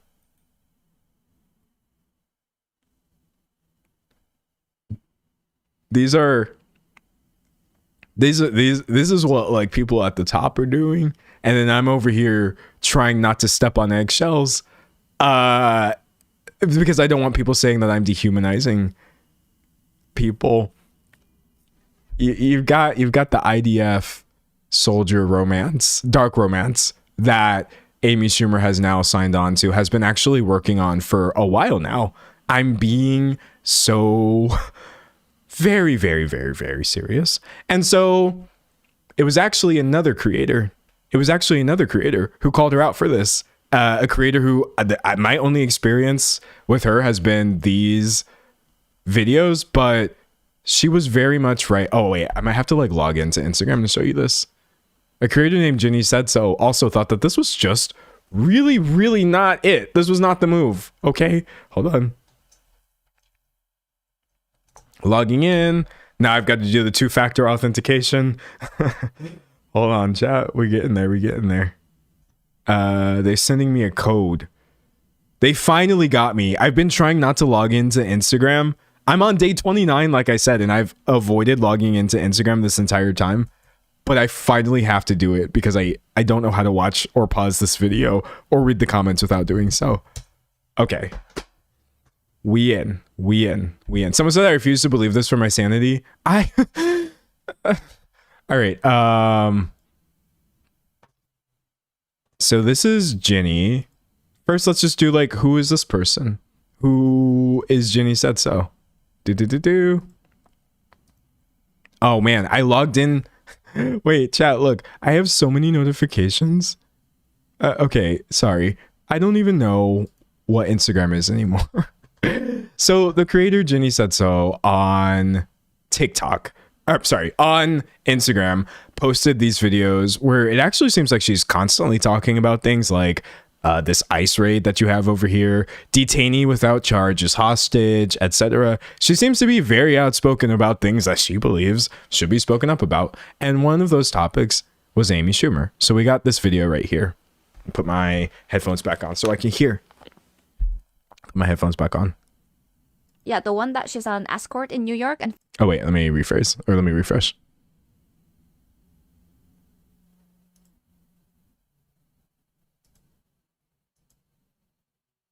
Okay, refreshing did nothing. Hold on.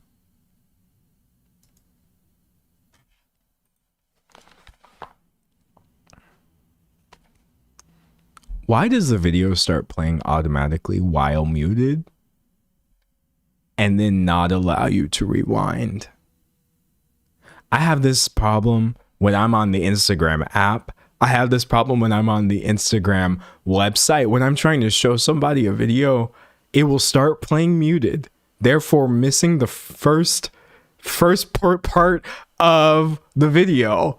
And then I can't go back and hear what was said in the first second. Is it just sometimes I feel like maybe I am just using technology wrong. So you can rewind on mobile. Oh, well, that's the thing, chat. I don't have the app though. Maybe I did I not tell y'all? I use hold on. Cuz sometimes I feel like y'all don't believe me, and that's okay. That's okay not to believe me. You shouldn't believe everything that you hear. I don't have that. I don't have the app on my phone. Anytime I'm having to watch Instagram content, it's on the browser.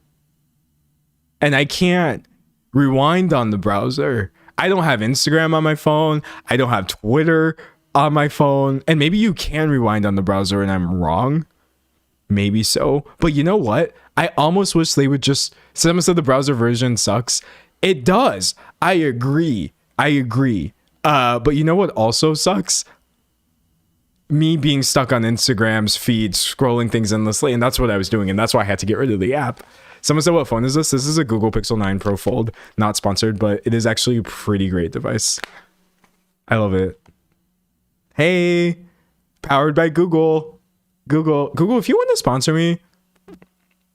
Actually, chat, would you be okay with a Google sponsorship? I mean, on the one hand, none of y'all could be mad at the Google sponsorship. Why? Because you are on Google right now, chat. You're on Google. We're consuming Google products. I feel like if Google wants to pay me to be like, oh my gosh, I love Pixel phones, you should all buy. You don't even have to buy it. Just watch the ad. Yeah, no, let's get that rocking. There's definitely companies I would not accept a sponsorship from, but I'm like, Google, when they're already paying me. Yes, give me more money. Why not? I love Pixel phones, but it's okay. It's okay. I'm reading chat. So it's like consuming and promoting things are not the same. Well, that's true. Hold on. No, wait. That's true. It's true that you using Google products right now is not the same thing as me trying to sell Google products to you. All I'm saying is, unfortunately, hold on, wait. I feel like this is a good thought exercise. Let's work through this for a second. Don't forget about where we are in the Amy story. It was just what Jenny said about her. I feel like, and I'm really thinking about this. I'm being genuine. So Google Pixel's not going to sponsor me. I'm going to tell you that right now because my content is not safe in that way. It's like you look at my channel and it's like, oh my gosh, this guy won't shut up about random internet drama. These are not the people who usually get Google sponsorships. But say I was to get one, if everything that I'm doing is already profit motive for Google, is it like further bad to sell a Google phone? This is not rhetorical. I'm not trying to trap you or be like, take that, anti-capitalist. I am anti-capitalist as much as I can be, but I also do have to pay the bills. There's no ads during the stream. There's no super chats, no memberships like that. I guess, and I'm gonna answer this without looking at chat. I'm gonna give you my answer. I feel like it would be, I don't know how I feel about that. I'm super biased when it comes to sponsorships. I don't want to promote anything that I believe is bad, obviously. But I'm like, I have used Google phones for years. years and years and years. I do know this is a good product. But then I don't know, that's so weird. Someone said there's no options that aren't evil. Well, I know. You know what the number one least evil option would be? For me to not interact with this platform and not make money and not have taxes to pay. I love paying taxes when it comes to supporting social welfare. Wait. I don't want to sound like I'm evading taxes. I actually believe in more taxes for people who make money. However, I don't like my taxes going to other places, like funding the US military. So it's like, it's so hard to even know, like, wait, am I just choosing wrong now? Am I being bad? It's wild. So they pour insane money into AI. That's the thing, chat. Honestly, it would come down to like, what are they asking me to promote? If Google was like, oh, hey, make an integration for us that is about Gemini's AI products and tell us how you can take a photo and change it with AI, or use our AI assistant to like do things like this, I would not do that, because that's completely antithetical to what I believe. I don't believe we should be using AI to create photos, this, that, the other. And I have so much content online telling you not to do this. But if they're like, oh, just sell our phone, and I can't really say like, oh, I don't believe in Google phones, because, well, it's so tricky. It's so tricky. I'm reading chat. Someone said, why is the military bad?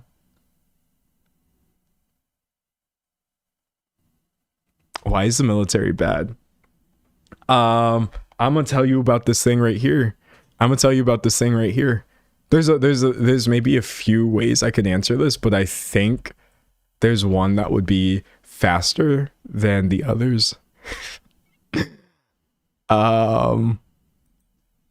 There's this thing called American imperialism, and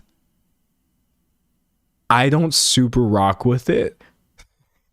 That's my short answer. That's all. The military as an agent of US imperialism, I think is bad. That's all. That's it. That's why I think the military is. I'm not a big fan of America-ing all over the place, and so that's. Oh wait, hold on. They have some really good stuff on here. Wait. Manifest Destiny. I was in school and they told me this was a good thing.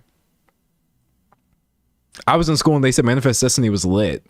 They said it was lit. They said that we were sitting around with indigenous people, like sharing turkey dinners. That's what they told me in school. They actually told me. I went to elementary school, public school. They actually told me we were all sitting around singing Kumbaya, essentially. They told me that like Manifest Destiny was awesome, that it was really cool people that were trying to like expand the influence and power of the United States. They told me a lot of things in school that were not good. And America still very much has this idea of like, oh yes, we should own everything. We should basically, we were owed things. And so when you see weird things like, say,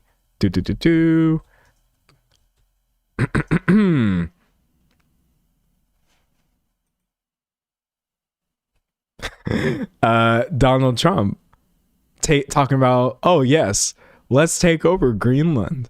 Let's do that. Let's do that. I'm sitting here thinking, oh nah.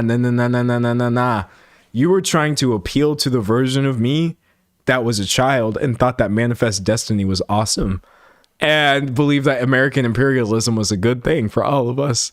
You aren't that child. I had to put him out of his misery. I'm sorry. It's just me now. Let's not do that. Let's not do that.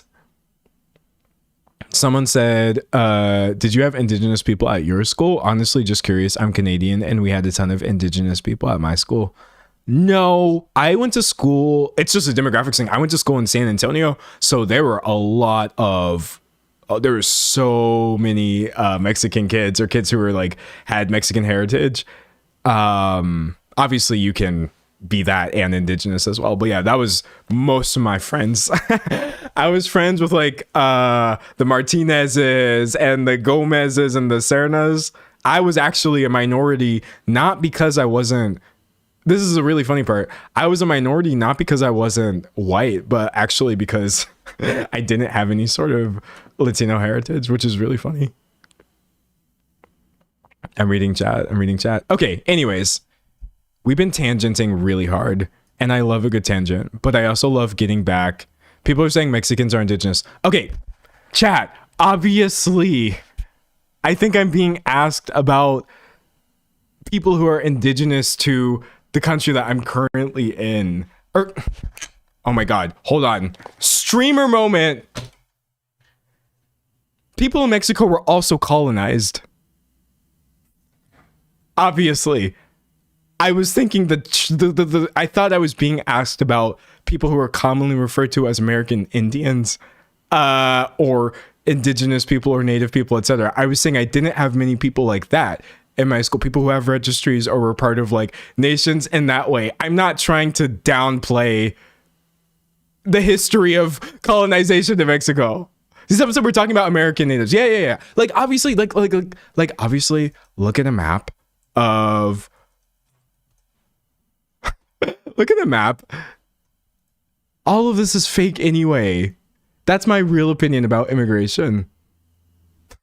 This line that we draw and say, oh, these people are this and that, this, that, the other. I'm just like, I want to live in a world with no borders.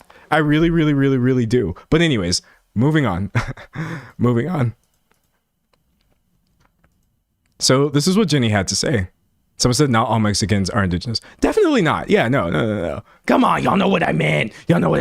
I can be real dumb. About some things, but I'm not always dumb. Maybe just most of the time.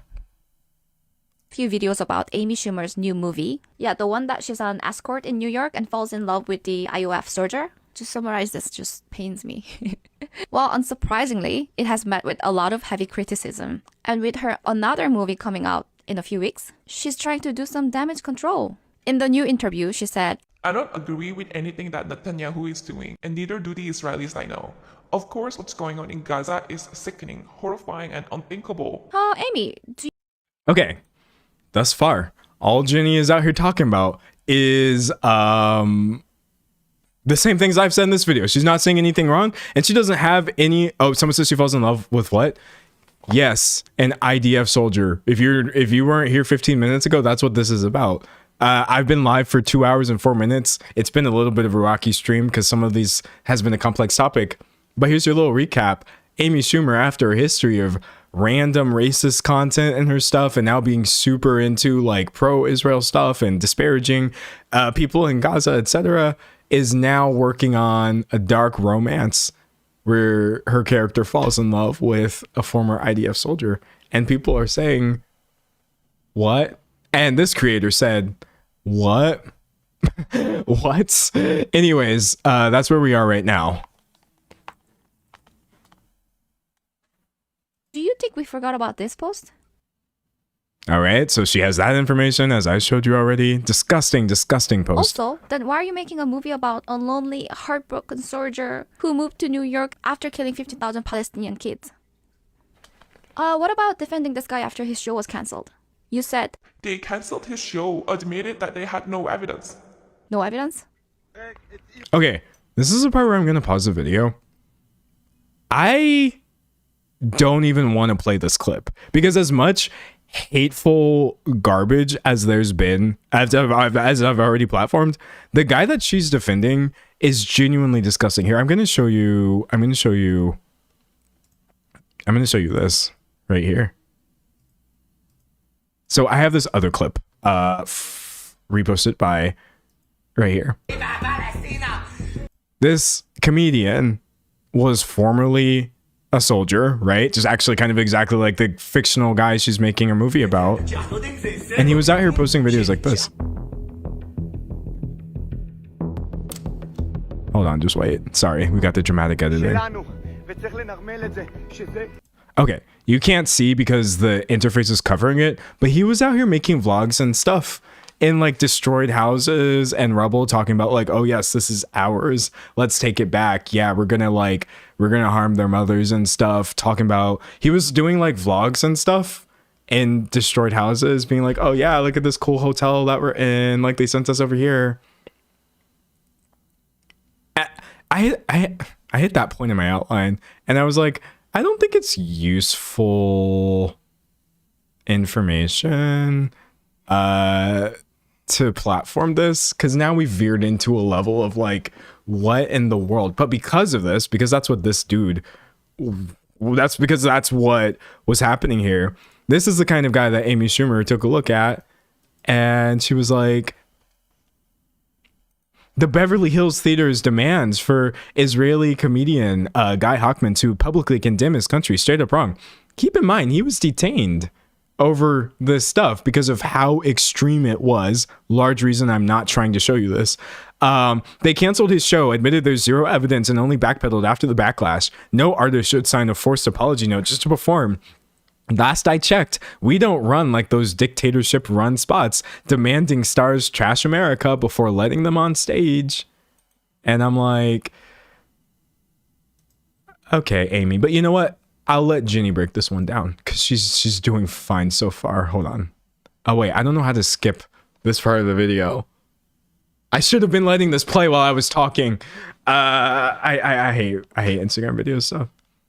Someone said people will show you stuff like this and act like the Palestinian genocide is a complicated issue. Exactly. That's why you can't let people. That's why you can't let people make you feel like you're doing wrong by speaking up about things that are obviously wrong. Things that are obviously wrong. All right. So kind of getting back into Ginny's video here. My God, the clips just go on and on. Okay, so here she is. Someone said maybe he could perform at the Trump Kennedy Center. I mean, Whole investigative legal complaint. And she also said, Last time I checked, we're not run by a dictatorship. are you sure? okay, so now we have Ginny suggesting that we are run by a dictatorship. Girls, say it louder. Say it louder. Say it, speak up so they can hear you. I agree with you. I agree with you. Anyway, I'm not trying to give her a free promo for her new movie. I'm not gonna put their poster. Just know that it's a stupid fake pregnancy movie. And I think this says enough. And yes, the Rotten Tomato reviews are wide open for your thoughts and prayers. So, I think she killed it. I think part of the reason that Amy Schumer, and by the way, Amy Schumer's response is just like one message. It's not this crazy long drawn out thing like the last thing I showed you. But probably the reason this was such a pebble in Amy's shoe was because Jenny didn't miss with anything she said in the video. It was so incisive. It was surgical. It was painful, or would be painful if you were somebody who had any sort of wrong opinion about this information. And so before, I don't want to spoil. So here, I'll post this right here. Amy's response. Amy's response is so painful, man. All right, I'm gonna have to figure out how to make this bigger. There we go. Uh-oh. Wait, chat, I'm getting lost in the sauce. I'm getting lost in the sauce. Okay, fine. Reset. Hold on. I'm just gonna leave it small. So Jenny didn't really respond much. She just ate her sweet potato. She sat there and ate her food. But yeah, Amy DM'd her and said, anyway, good luck, Jenny. Who funds you? This is totally going to be the year you get to 175K. Go, girl.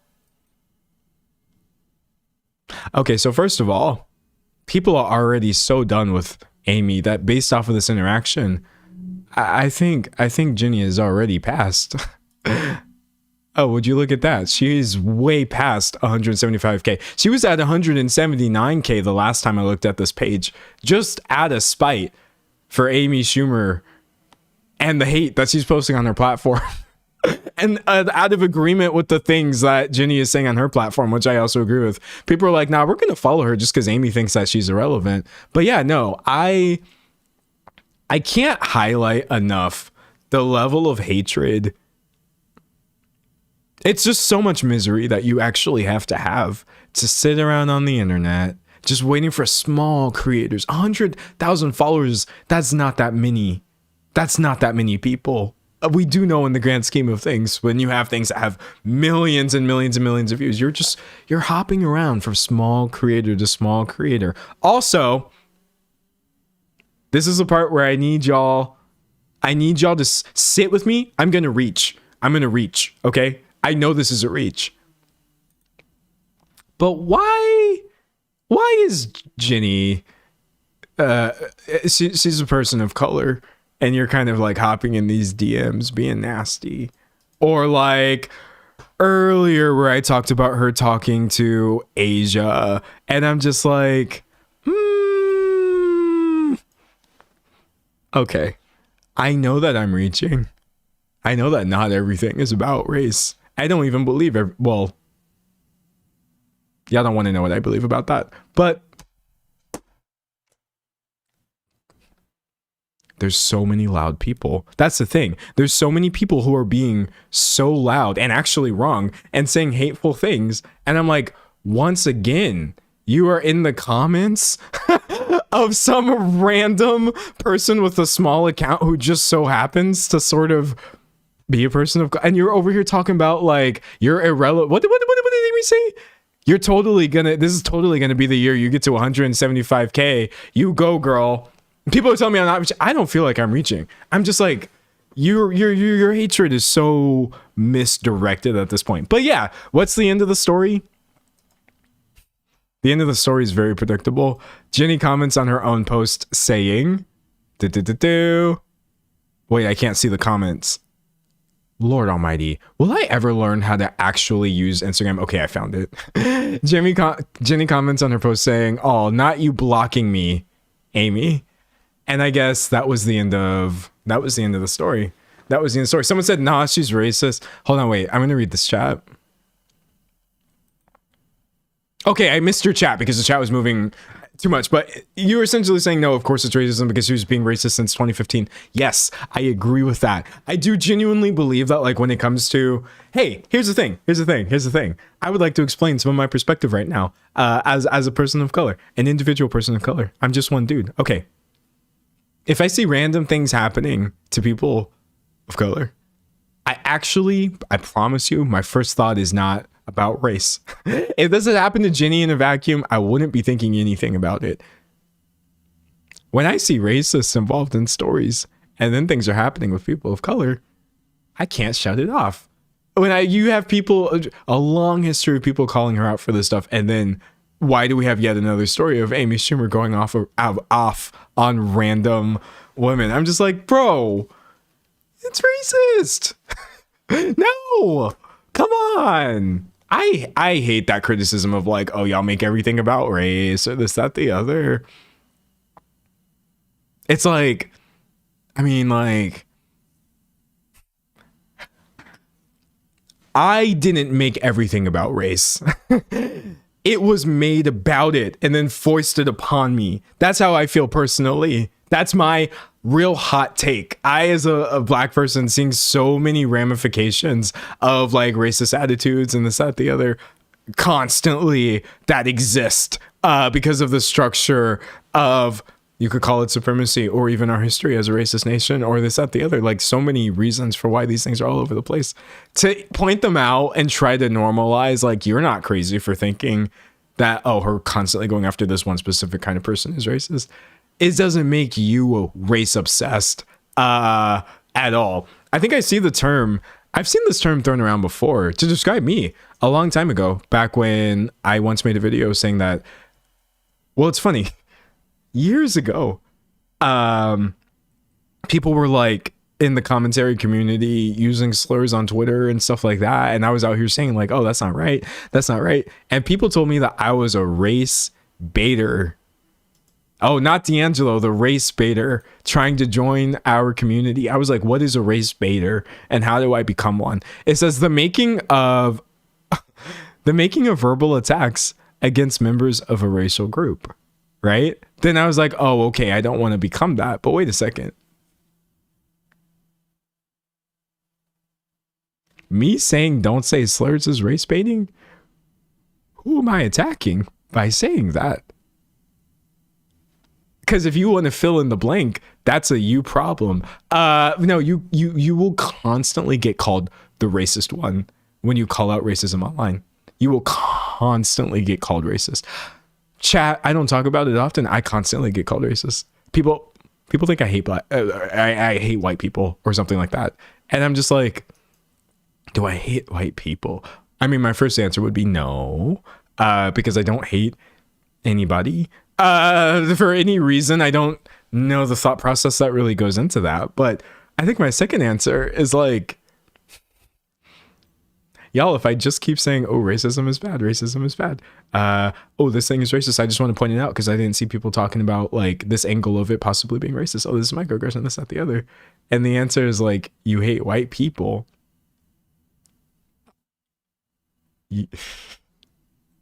Y'all are doing some math here that I'm not even doing. Y'all are on a crime wall drawing connections between points that I wasn't making. But if you want to make that connection, I need y'all to examine some things about yourself. I need y'all to examine some things about what do you think racism is? Do you think that it's inherent to people? Chat, I get really wigged out when people talk about like, oh, he's racist. There he goes again. He hates white people. Please explain. Anyways, that's enough about Amy Schumer. Someone said that's the definition of projection. Well, she was projecting as well, by the way. Somebody had mentioned that. Somebody had mentioned that and probably thought that I didn't even see. Probably thought that I didn't even see the response. But it says right here. Oh, it's too small again. Good luck, Ginny. Who funds you? Who funds you? That's projection. That is projection. I'm not saying that Amy Schumer is being funded necessarily to spread this awful, hateful stuff. I'm just saying, why was that your first thought about a random content creator making good content, calling something out? Why did you immediately jump to like, oh, someone paid you to say this? Now you have me sitting here thinking about, this is weird math. This is strange math that we're doing right now. I don't know why that was on your mind. I don't know why that was on your brain. It's wild. It's wild. I'm reading chat. Someone said this is my first time joining your chat, so it's fun to see these thoughts in convo in real time. Thank you for joining. Yeah. No, I think this was actually my most successful. I think this has been my most successful live stream. It took me 1 hour and 26 minutes to talk about something that's probably going to be a 19-minute video, if that. And I still think I did something good today. I really am happy with this. We're leaving it there. But all this to say, rock on, Ginny. I won't be there to necessarily support every instance of what I feel like is just nasty bullying.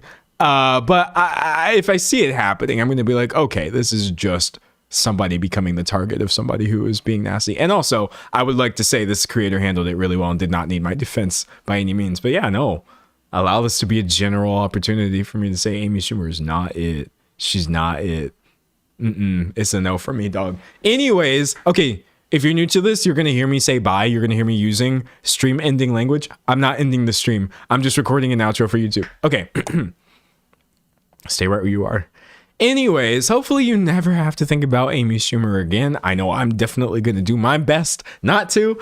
And yeah, I actually recorded this video live right here on YouTube where I stream pretty frequently Tuesdays, Thursdays, and Saturdays at 12 p.m. Eastern time.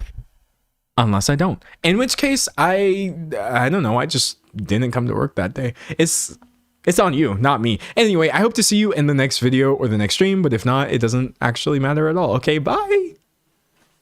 All right, chat. We free. We are so free right now. I have never been more free. That is enough. That's enough of that topic. We're done.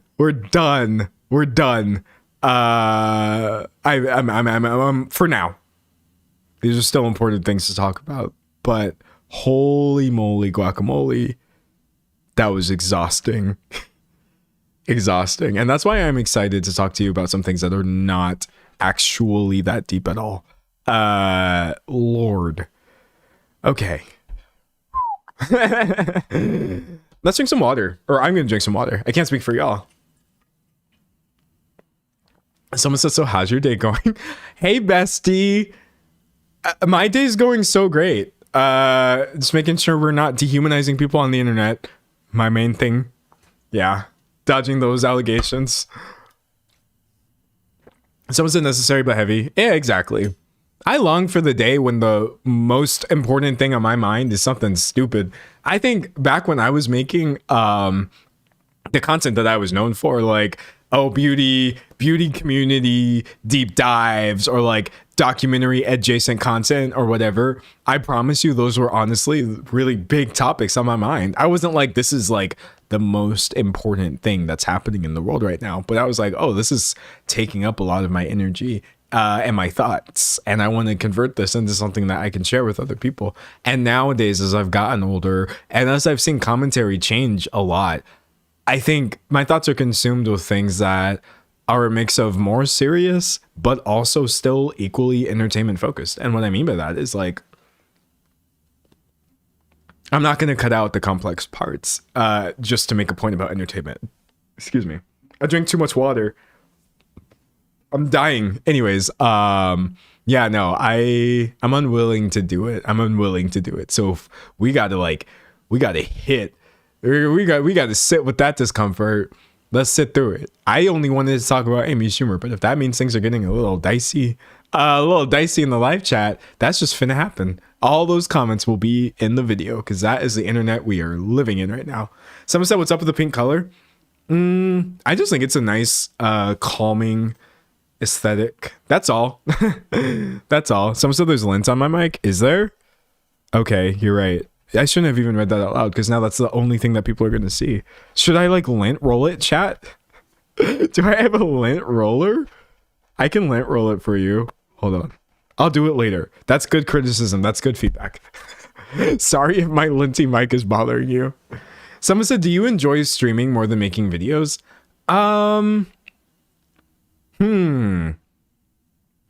It's a good question. My answer is going to sound a bit like a cop-out, but I feel like I'm still making videos, if that makes sense. Because even, yeah, I am live right now. I guess I'm a streamer, chat. I got asked this, and I got mad. Not mad, but in my interview yesterday, the interviewer was like, so, do you consider yourself a streamer now? And I was going to be like, no. Ooh. And then I really had to sit with that. And I'm like, wow, I guess I am a streamer. Out of all the career trajectories that could happen to me, I went into live streaming. But I swear to God, the intention of the stream, as you can see from the way I have it set up, it's not to get a bunch of your super chat or membership money. It's literally just to continue making good videos. So I feel like I am like a hybrid streamer / video creator. So I love every part of what I'm doing now. I'm out here. Someone says streaming on main. I know. I'm really streaming on main. If you want to consider this to be my main account. I don't even have a main account anymore. It's all fake. It's all fake. Some said we're the live studio audience asking noise in the background. That's part of what I said in the interview, was like, I almost consider my live chat like a separate entity as part of my videos that I'm creating. So it's been really fun. It's been really fun. What's my favorite cryptid? What's my favorite cryptid? I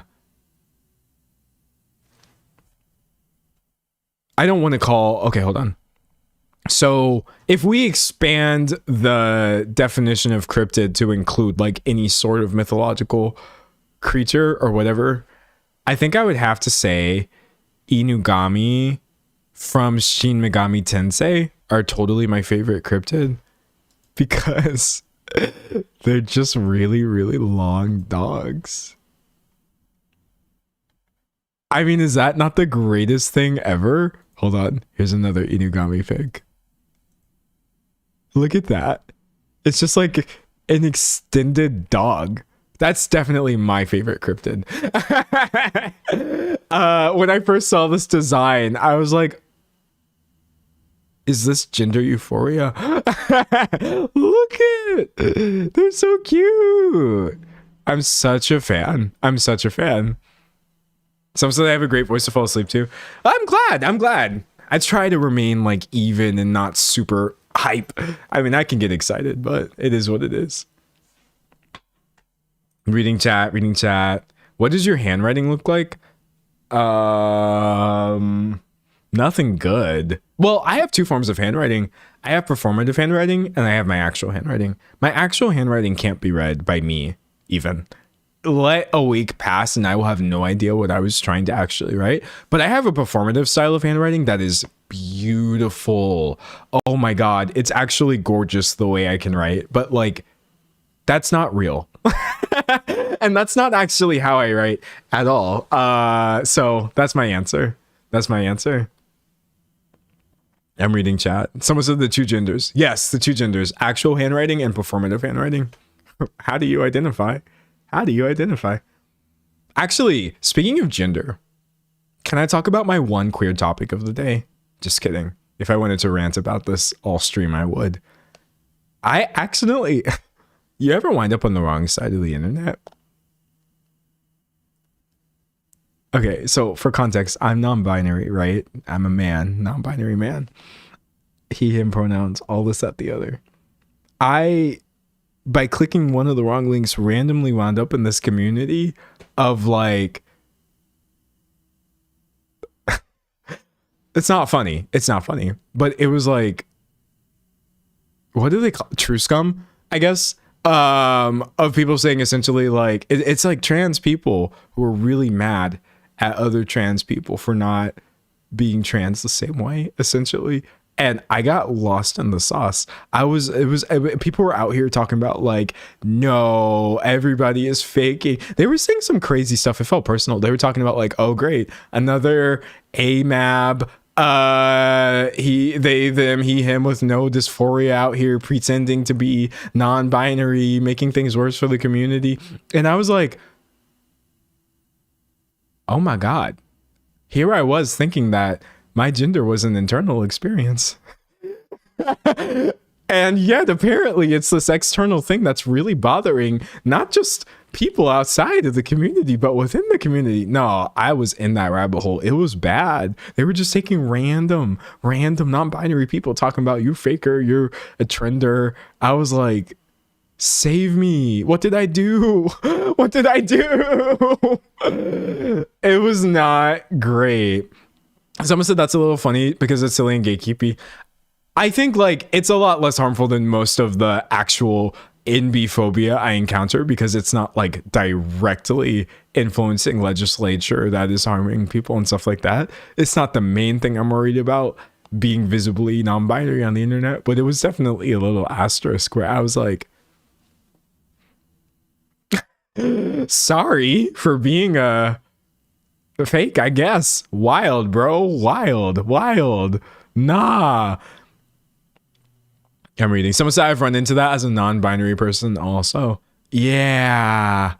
I think that the interesting thing about binary is sort of realizing that like everything is still filtered through it, no matter how much it does not represent you and who you are. Like I, for example, as a non-binary person, even me being non-binary is like filtered through a binary lens where people are like, okay, so you are essentially saying you are X because you are not Y.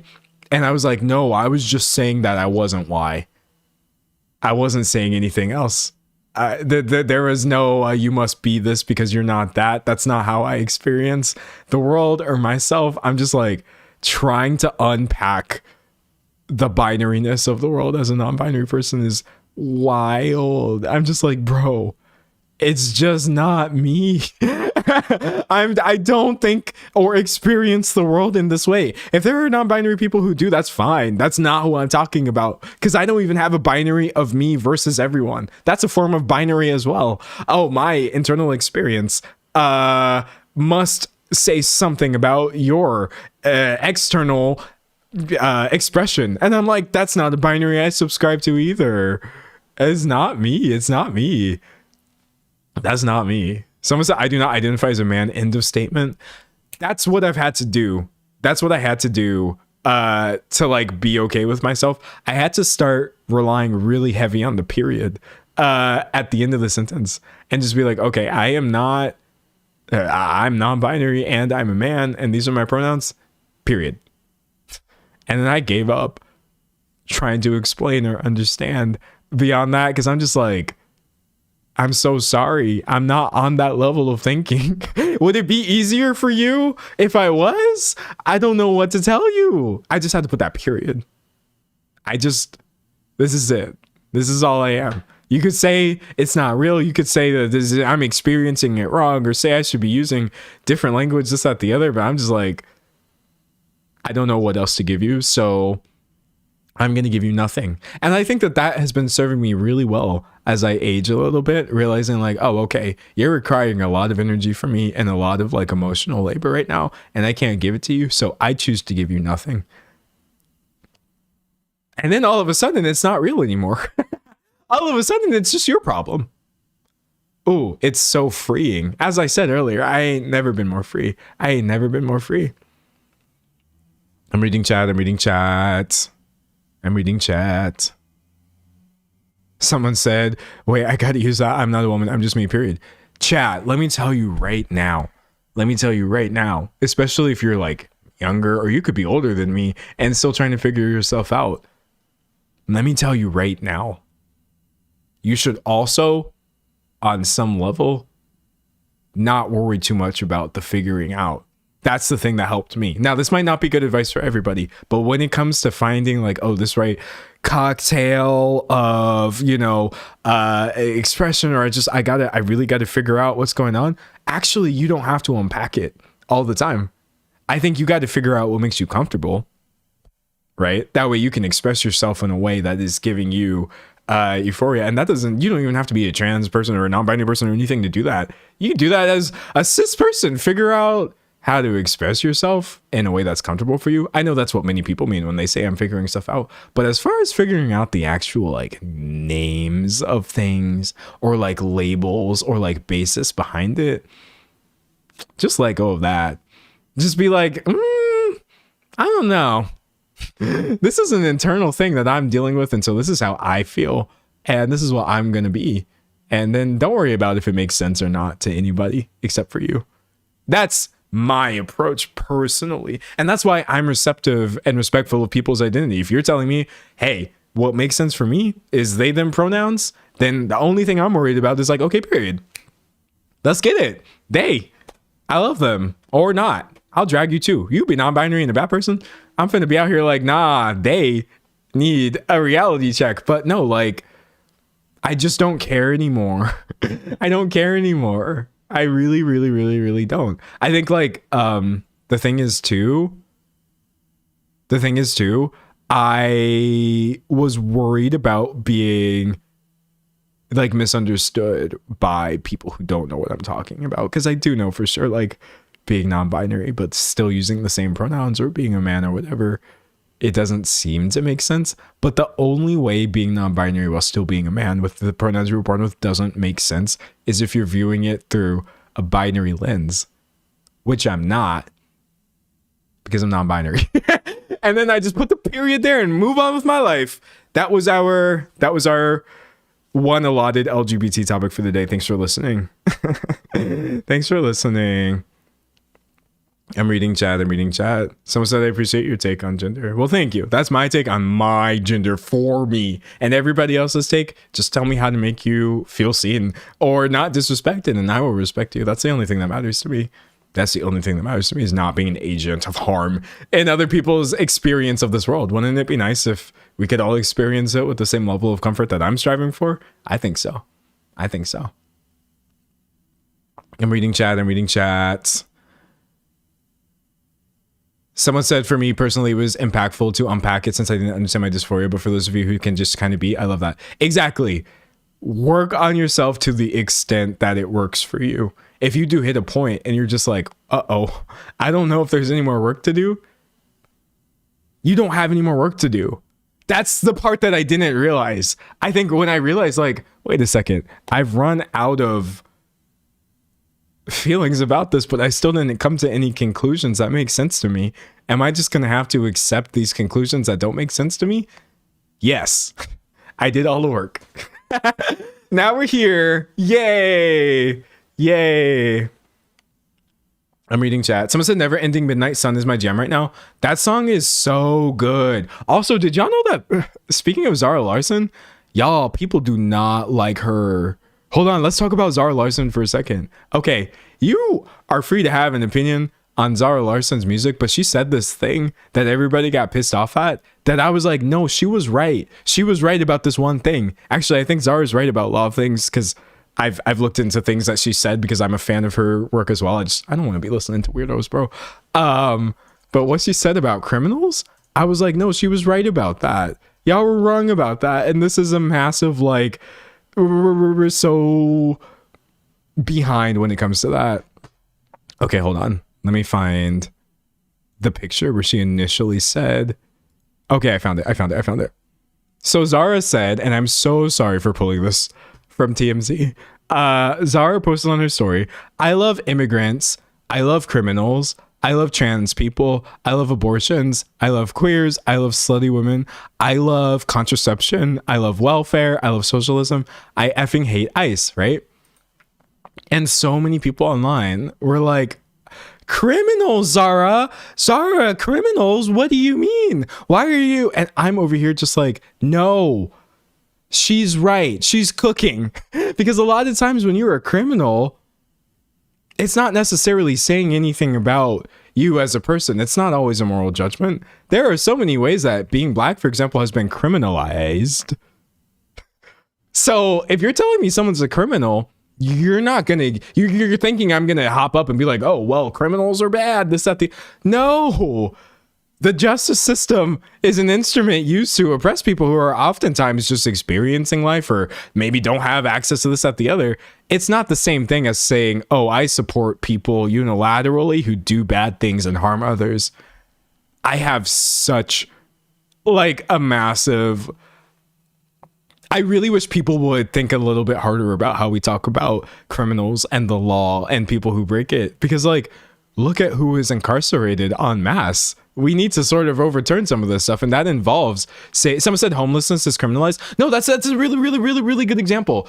It is essentially illegal in many ways to be homeless, or rather to move throughout the world in a way that a homeless person would. You have people making it illegal to sleep in certain places or this, that, the other. When these are the people who are society's criminals, it's a good message to say, actually, I'm in support of people who are labeled as criminals. And obviously her saying, I love slutty women, for example, she's not calling anyone a slut, right? Saying, I love criminals, for example, you're not actually making statements on Zara Larsson's opinion on the justice system. But she says, she gave a response to it, which I thought was great.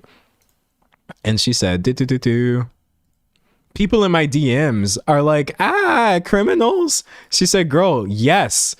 Heavy on that stuff. The reason why my sweet, loving, kind, caring, compassionate, smart, generous, talented, thoughtful man can't come to the US at all to visit me ever since we got together almost 6 years ago is because he has a criminal record. Guess what? For weed. He's a criminal, right? If you have a criminal record, but then what is the crime here? Marijuana? Nah, we gotta let go of this like justice mentality. I think in general too, justice has been completely misunderstood. What did I'm trying to pull back up. I already stopped recording the video, but I'm finna pull back up one of my links from the video where Bernice King said what justice actually is. Okay, here we go. She said, justice at its best. Oh, she's quoting her father, Martin Luther King. Justice at its best is love, correcting everything that stands against love. I know that might sound too woo-woo for some of y'all, but that is what justice actually is. And genuinely, justice isn't like punishing people who do the wrong thing.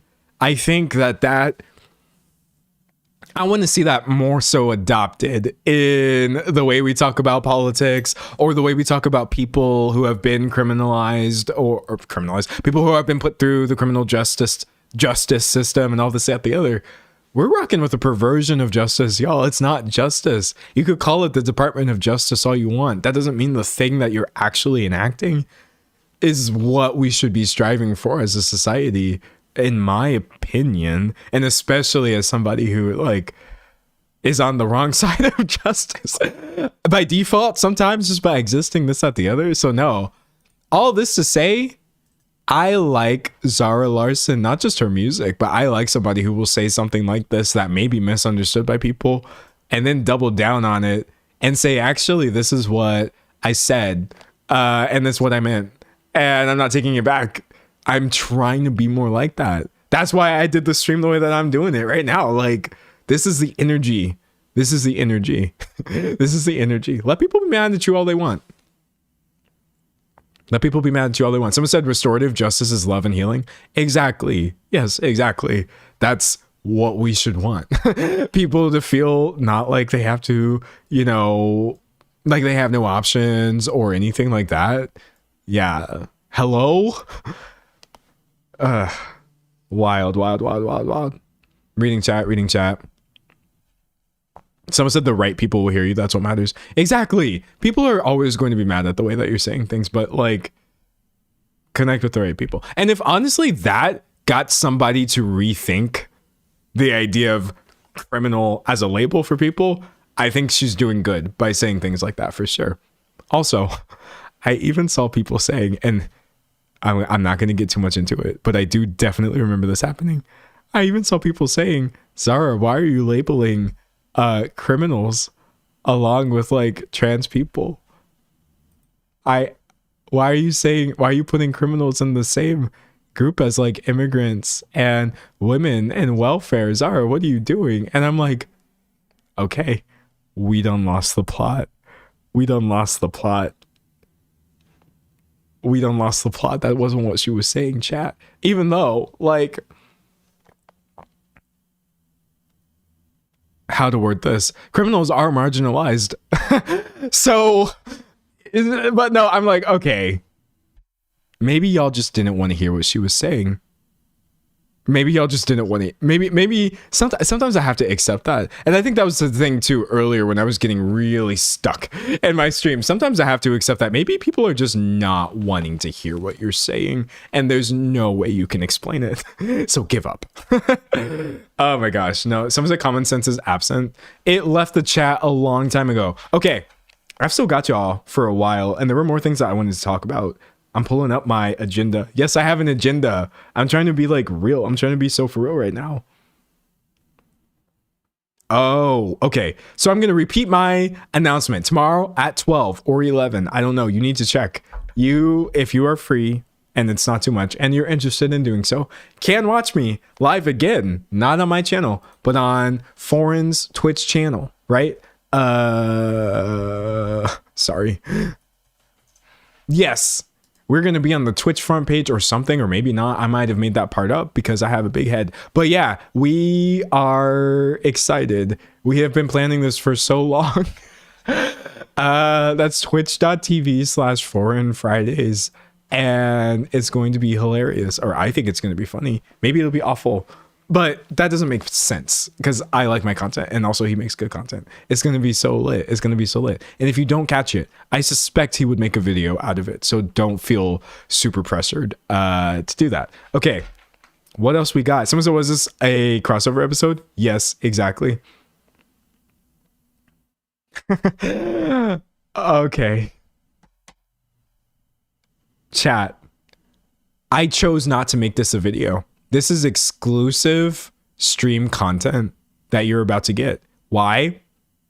Because I don't want to have to edit this, and I don't want you all to have to watch this again after I talk about it.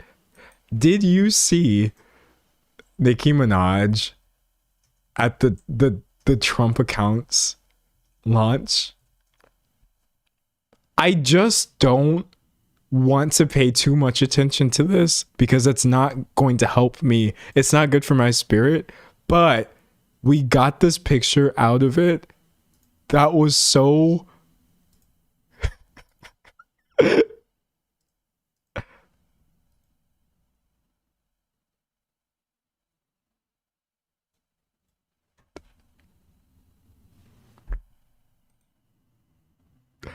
Nicki Minaj and Donald Trump together forever. Best friends. I'm sorry. I'm not going to make a whole video talking to you about Trump accounts because I don't have the energy in my body, but I have to rant about I have to speak up. I can't let this picture live in my head. I'm so sorry. I'm inflicting bad thoughts upon all of you because I myself refuse to believe this is a real picture. Also, she looks kind of like upset or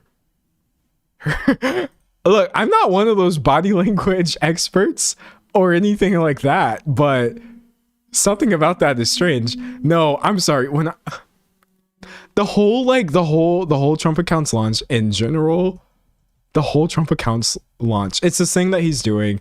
I can't speak to the validity of it. I don't know anything about finance, but it's these like $1,000 accounts or $1,000 accounts for like American babies or whatever.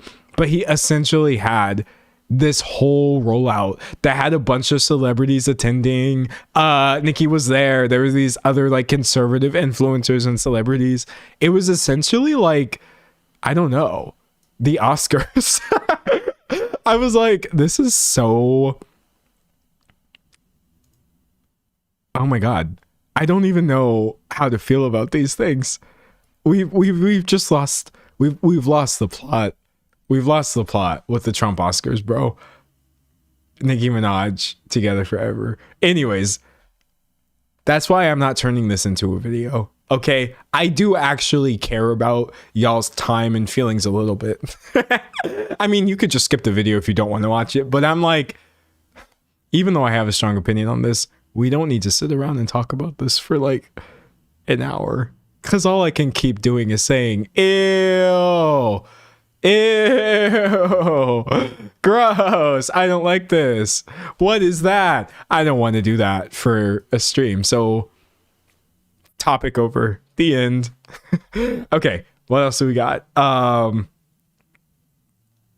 okay, I wanted to talk about this a little bit because I thought that this was kind of funny.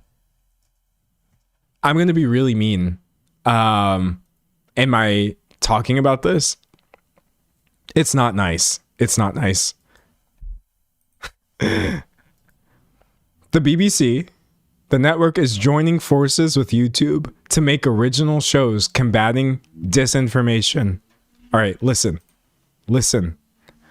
I love the approach of combating misinformation, disinformation. That's not what I'm knocking here. That's not what I'm advocating for.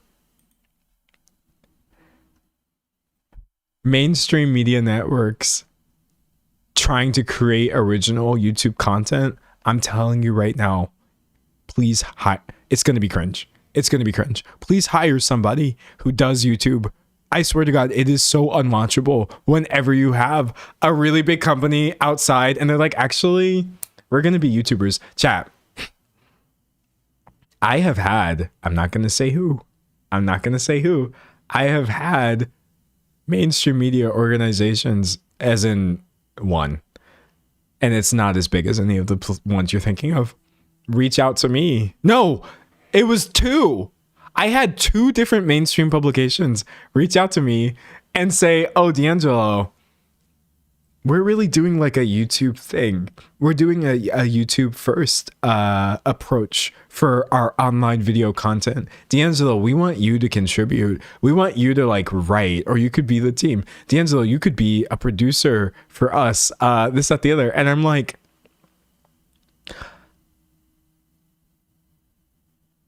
y'all are asking me to commit cringe.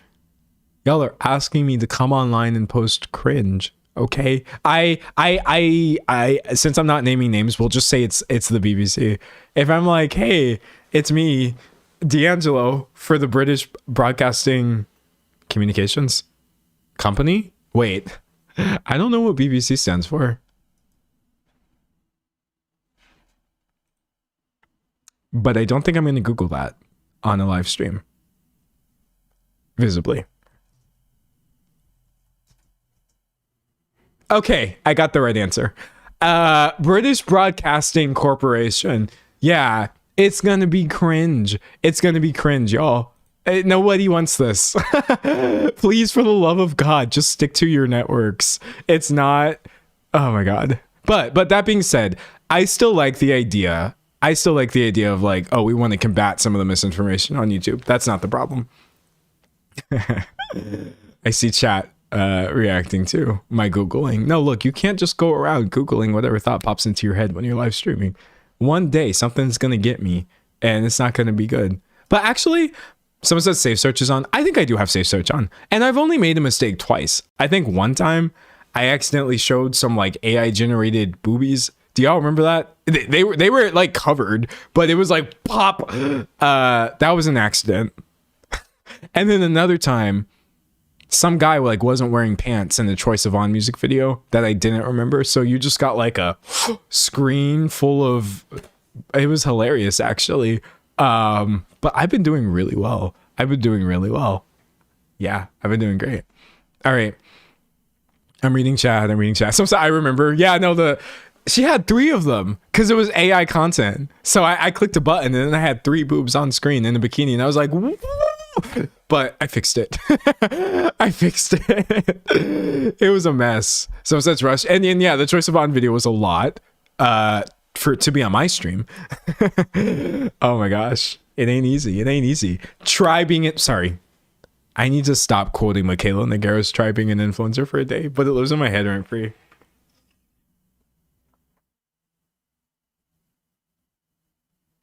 I'm reading chat. Someone says she had 3. No, she had 3. I was only talking about it because I was talking about AI brain rot, and that was one of the pictures that was used. It was a mess. It was absolutely a mess. Okay. I got more stuff on my agenda. Oh, speaking of AI slop, your weekly AI slop report. Okay, so you know how YouTube is claiming that they're trying to crack down on this stuff while also still rolling out a bunch of AI tools? YouTube actually did something that shocked me a little bit. That I was a little bit surprised. The Verge is going to make me pay for this article, aren't they? Oh, I felt it coming. No, I don't want to pay you for this. Hold on. Okay, whatever. Oh, wait, deadline. No, that's old. Okay, listen. 23 hours ago, back when I had made, I talked about this in the beginning of January, I had shown y'all that like there were these massive channels, international channels, everybody was watching them, that were just posting AI slop with millions of views and millions of like hours of watch time and this, that, the other.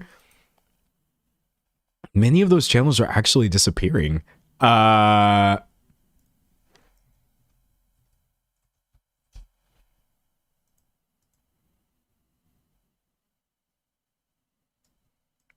Paywall that. The Verge. What paywall? Y'all can't paywall me out of an article. This is my job. Anyways, many of those channels are disappearing. It says right here, like, the Fascinating Tales channel, the one that was uploading like the Dragon Ball videos, no longer available. The second channel, which had 5.8 million subscribers, no longer available. So I'm like, okay. Someone said tentative array. Very heavy on the tentative. Were they just deleted because it looks bad to have some of the largest channels getting the most views being AI? Or were they deleted because they actually don't want people watching a bunch of fake content on the platform? We'll see. We shall see. That's where I am right now. A tentative, like, okay, that's cool. Where do we go from here? I'll tell you right now, the CEO is still very into the AI of it all. So I don't know if this is I don't know, man. I'm reading chat. Some said archive links. D'Angelo knows ball. Oh, if you're wondering what I did to bypass the paywall, here, I'll show you. So essentially, all you really have to do is find an article that blocks you, right? Go to the URL and type archive.is. I think that's like Iceland / and put that in front of the link. And then some kind soul will probably already have archived a version of this without the paywall. But even if they haven't, you can archive it yourself. And a lot of the times the paywall will disappear and you can read almost any article online for, I don't know, like without having to pay every single individual publication. I don't want to have to give money to The Verge and the Wall Street Journal and the BBC, and actually I don't think the BBC has ever locked me out of an article, and Business Insider and all these things, when like I'm trying to make a video about people mad about something on TikTok. And also some of these sources I don't agree with at all, and I would never give money to. Sometimes I need a bad article. So if y'all think I'm going to pay money to an organization that doesn't need my money, it's not happening. It's not happening. Yeah. Archive.is. That's also why I read all my articles. I don't go off of headlines, because even if somebody sends something that's been paywalled, I could probably get to the bottom of it. All right. So we've got the AI channels disappearing. The Glambot guy responded. I have that one for you. And you know what? I thought his response was pretty fine. I'll give this mini update since I made a whole video about the guy, a whole video about him. Why not talk a little bit about what he said? You know what I mean? Oh, wait. I'm doing this thing again where I'm trying to play an Instagram video, but I don't know how Instagram works.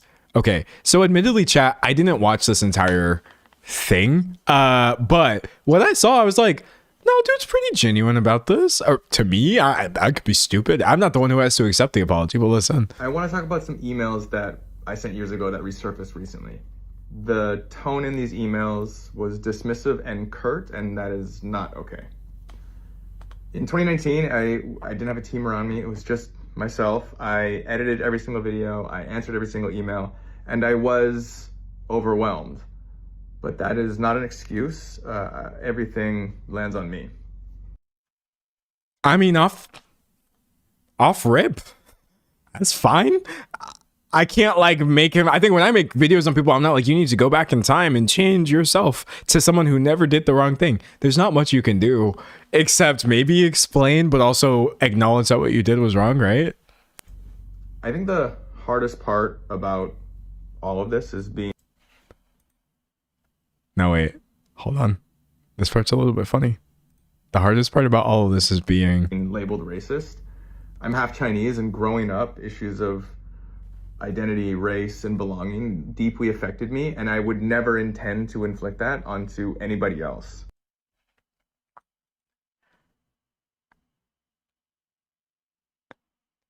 I totally hear where he's coming from. And I also didn't think that he was like actively being racist. I made sure not to say that in my video. I'm not going to pull my video back up, but what I think I said was like, this is a microaggression that doesn't seem motivated by any sort of malice. But you should still be able to call it what it is. So I hear where he's coming from. I think people can work really hard not to be racist and then do things that are racist pretty easily without realizing. But I do understand that reading these emails, people could be upset and assume bias, especially given the frequency at which people of color experience being dismissed. And so I take responsibility for my words, regardless of what my intent was. It's a fine apology. Chat, it's really such a fine apology. He seems genuine to me. I never thought this dude was racist. And I don't think he's racist now. It's a tricky thing. Right? I remember when I had to make an apology video. Yes, I'm making this about me because I was being like really ageist.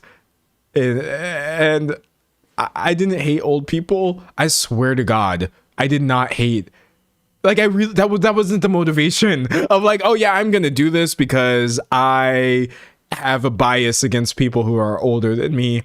I was doing it because I didn't realize that's what I was doing. So it's like, I don't think people are perfect or should be held to standards of perfection. And he did literally just say the bias was there and that people commonly like experience these things. I don't know. I also want to acknowledge people's concerns that they were mistreated or felt dismissed or treated less than on the red carpet. Live events move really fast, and I would never want someone to come see me and leave feeling that way. But Someone said, I saw you kick an old woman down the slide. I ain't never kicked an old woman down the slide. You didn't see that? Because I made sure nobody saw that. I do understand that it could happen, and it did happen, and for that, I am sorry. I like to think that I have grown a lot in the past 7 years, and I always want to treat everybody with the respect that they deserve. Do I think 7 years passing is enough for you to be like, I was a different person because I was being racist, transphobic, and no. Usually when people are like, oh, I have changed a lot, I'm like, how? But I'm sorry, someone being rude to people 7 years ago and then saying I have changed and what I was doing wasn't wrong, that's fine. To me, personally, that's my opinion. But clearly, more could be done, and I can do better. And so that's a thing that I want to focus on, improving and just working towards being better. These are just some thoughts that have been weighing on me that I wanted to share. And so thanks for watching. I'm gonna rate that apology. I'm gonna give that a completely understandable out of 10. That's my opinion. You can't do much more than that, chat. It sucks. when you did something wrong and you gotta be like, oh, I did this. I don't know. None of that video seemed like it was asking me to feel. The things that usually like worry me with apologies is when it turns into feel sorry for me. I was a baby. People do not know how to apologize, but like he said it was wrong and there was no excuse and that he wouldn't do it today. And that he even sees why people saw it as racist or the bias that would have been there. So I'm just kind of like, moving on. For me. Someone said it feels so ridiculous in the grand scheme of things, though. Well, that's why I talk about things like this, chat. I think it's actually pretty good to talk about random people online who are not Satan. I think it's it's so good for my mental health that sometimes people go viral for things that are not killing people or advocating for people to die or harming people. And I can make a video saying, oh, actually, people got really interested because this was a conversation about rudeness as a social construct or implicit biases or like emails resurfacing. And it's like a plot twist type scenario. I'm so grateful for Cole. And people like this, and the fact that it doesn't always have to be the worst people you've ever heard of in your entire life, making life miserable for everybody else. Sometimes it can be some dude who just did something stupid. Oh my god. Someone said 10 out of 10 drama. Yeah, no, we're running out of things that are not that deep. Obviously, some portions of what Cole did were deep, right? But like, oh my god, I hope more things like this happen. I beg the universe for victimless drama. And here's what I mean by that. The lady in question, Yinka Animation. Yeah, I spelled that correctly. Off the dome. Anyways, chat, she still had the most beautiful wedding of all time. Like, yes, him being rude to her was a bad thing, and that was an example of her being, you know, victimized by implicit bias, but this, that, the other. But she totally succeeded. She went on to still have money and a beautiful wedding. Three of them. I would rather talk about somebody who had a problem and was not completely like destroyed or utterly defined or victimized by this problem. More happy endings, for the love of God. More victimless drama, if you will. I'm not saying, you know what I mean. You know what I mean. You know what I mean. I don't always want it to be like, oh, it was that serious because something wild happened. Would y'all believe that, like, years and years and years and years ago, I think the vast majority of the things that I used to talk about were essentially things that were not that deep? I know it might sound kind of like funny or like, no, that can't be right. That's not what I want. Swear to God, the average commentary video topic in like 2020, 2019, 2020 was kind of like, random beauty influencer sold people a bad product and people are mad about that. And then that's when you're like, okay, it's commentary time. Online drama in the 2020s used to be like, this celebrity said something really weird. Do you know what they said that was weird? Something along the lines of hustle culture, or I don't know, like being out of touch or things like that. It didn't used to be, oh, somebody said something that was weird, and that weird thing was bigotry. And I don't necessarily yearn for those times all the time. That's for sure. But I would love to keep a little bit. Someone said, and you did it at my birthday dinner. No, listen, that's a pretty good example. The beauty community drama is a pretty great example of a scenario in which the main people who were affected by this were like uber rich influencers. Tati Westbrook, Shane Dawson, and James Charles and Jeffree Star are the victims or not victims in this scenario, and that's mostly what we're talking about. I haven't talked about this much, but like the sort of drilling down of individual problems, or rather, you don't even have to like have an audience anymore to be the drama of the week. I noticed that started to happen a couple years ago with the rise of not just TikTok, but the way that like things will blow up on TikTok from like individual accounts, because TikTok is much more likely to give you videos from smaller accounts than YouTube, for example. It's not easy to have a viral video as a random YouTuber, and so you would get these niche influencers who were drama for a week, and the thing that they were doing wasn't really that bad. Like, do you remember the chat, does anybody remember the love explosion drama? Wait, you're gonna have to walk me through this. Well, your chat, who here remembers what I'm talking about? Oh, Love Surge. The Love Surge. Yes, it was the Love Surge drama. I remember this. Okay, this has 26 million views. This is real. I'm being so honest. This is when I realized, like, oh, we are actually cooked. This has 26 million views. The cringiest, most coupley thing ever. This is called a love surge. And it happens when one of us has so much love in our limbs and we can't contain it, and we feel like we're gonna explode. So Sean is having a love surge right now. And what he's gonna do, he's gonna wrap around. It was just this couple being cringe. My phone is ringing, and I'm sorry, I'm live right now. I'm getting in the bag. It was just this couple posting cringe online. This actually turned into, and I'm only calling it cringe because they called it cringe. This actually turned into discourse. I kid you not. I was there. I was there watching people turn this into discourse. Why would something like this even have 20 million views in the first place? That is so odd. We operate in such a strange... Wait, that's not even the original one. Wait. This isn't even the original one, chat. It says, why does he look exactly like the original Love Surge guy? Oh, so this is somebody talking about it? and getting 26 million views. I don't even know what the original one was.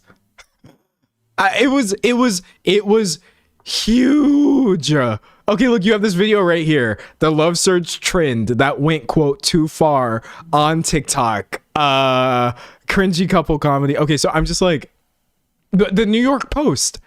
Horrible outlet that I should not be giving any attention, but I have ad block on. They're not making money off me.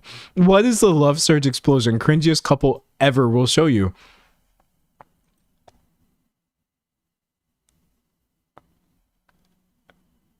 I'm not saying like I miss when it was only ever.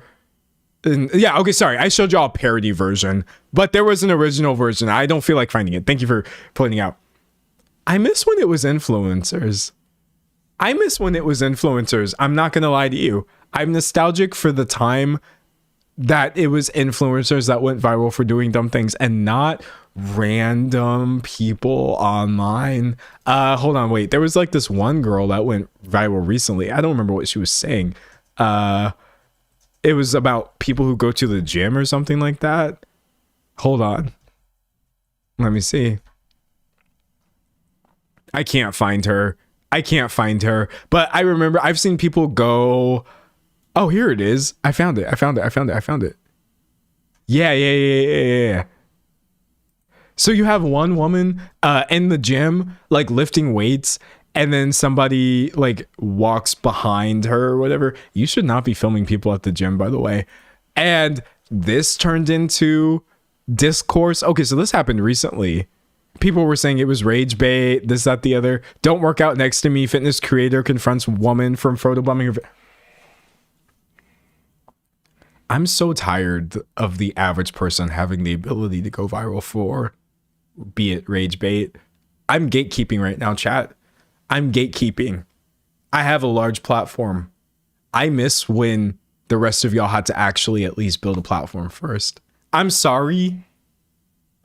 Life was so much easier when anybody has the ability to become TikTok drama now and become the drama of the week. And that's why I don't talk about a lot of these scenarios. If I do think to myself like, oh, there is something interesting here, like with the Cole guy, we can talk about rudeness or this, that, the other. But as far as me actually like following TikTok drama granularly and talking about everything that gets hella views, I can't do it. Now that Joe Schmo could make a video, you could probably say something stupid on TikTok right now and get a bag or get some views, get some clout. And I'm just like, oh my God, I can't do it. I'm reading chat. Someone said someone who is a journalist going viral for their wig is crazy. Is that what happened? Yeah, no, like the amount of nonsense stories that people actually do care about. And then that's the thing too, right? As a content creator, this is my livelihood. That's cringe right there. My livelihood being commentary. But I can't necessarily just say, oh, I don't care about this thing, so I can't look into why people are caring about it. I usually have to be like, oh, people are mad about this gym person being a jerk. I have to look into why. And then I see essentially it's like one person who we should have just ignored. Maybe left a comment being like, oh, I don't agree with this. But now it's discourse. Oh, nah. She was whack though. Can I be clear? People who record at gyms and then have the right to get upset at anybody, that's not okay. Don't record at the gym at all. If you're getting other people in that, I do gym stuff, unfortunately. I would feel so uncomfortable at the thought of somebody like actually capturing footage of me. Actually, phones aren't even allowed in the gym that I go to. But yeah, no, like to be clear, a lot of times when things go viral like this, I agree with what people are saying for the most part. I don't agree that it's cringe to have love in your body and give your partner a hug or whatever. I didn't agree with that. But yeah, no, like I still don't think that means this has to be discourse. I don't think it means this has to be discourse at all. Someone said it's a wider issue of people just filming in public and being really weird about it. Yeah, the wider, and hey, you know what? If this one random drama did spark a larger debate about consent and filming people. It was a net positive, sure, but it's still just like, wow, at the end of the day, this person was the worst person ever and got like 20 videos made off of them. It's really whack. But yeah, no, don't record people without their consent. Don't record people at the gym. I don't like gym culture in general though, because it's really like absurdly fat phobic. What do I mean by this? I remember at one point a gym clothes company which did ads with like, they were like, oh, we have clothes in bigger sizes, look at these. And people were in the comments talking about, why are you promoting unhealthiness? Why are you promoting I'm like, chat, now hold on, it's gonna get a little dicey. How are you supposed to lose weight if you're okay, I really need y'all to work through this with me. There's nothing to work through because it's not logical. It's not logical. But I was like, okay, so y'all hate seeing fat people exist at all. But then also when you have fat people being like, oh, actually, I'm going to be healthy, you hate that as well. So where does that leave us? I mean, I say us, but you know what I mean. Where does that leave anybody? Should you just disappear? I don't know. I don't really love a lot of gym culture. Also, I feel like, and I can't even say, you can check me if I'm wrong, I know I'm right about this, a lot of this stuff is very disordered. It's deeply disordered. You are so much more likely to get a pat on the back for having what is objectively a mentally unhealthy approach to your diet and your exercise, as long as you look like the picture of health. And that really bothers me. I see people doing things that are harmful in the name of trying to be fit. I see people being miserable and just experiencing all sorts of like dysmorphia or disordered eating or this, that, the other. And I'm just like, oh, I sure do wish it was a bigger part of this community to be like, oh, let's call things out if they're not good for you. Because it can't just be we're worried about the food. It also has to be, we should be worried about ourselves and each other a little bit. Someone said Kanye apology. Chat, I don't have an opinion on Kanye West's apology. Okay?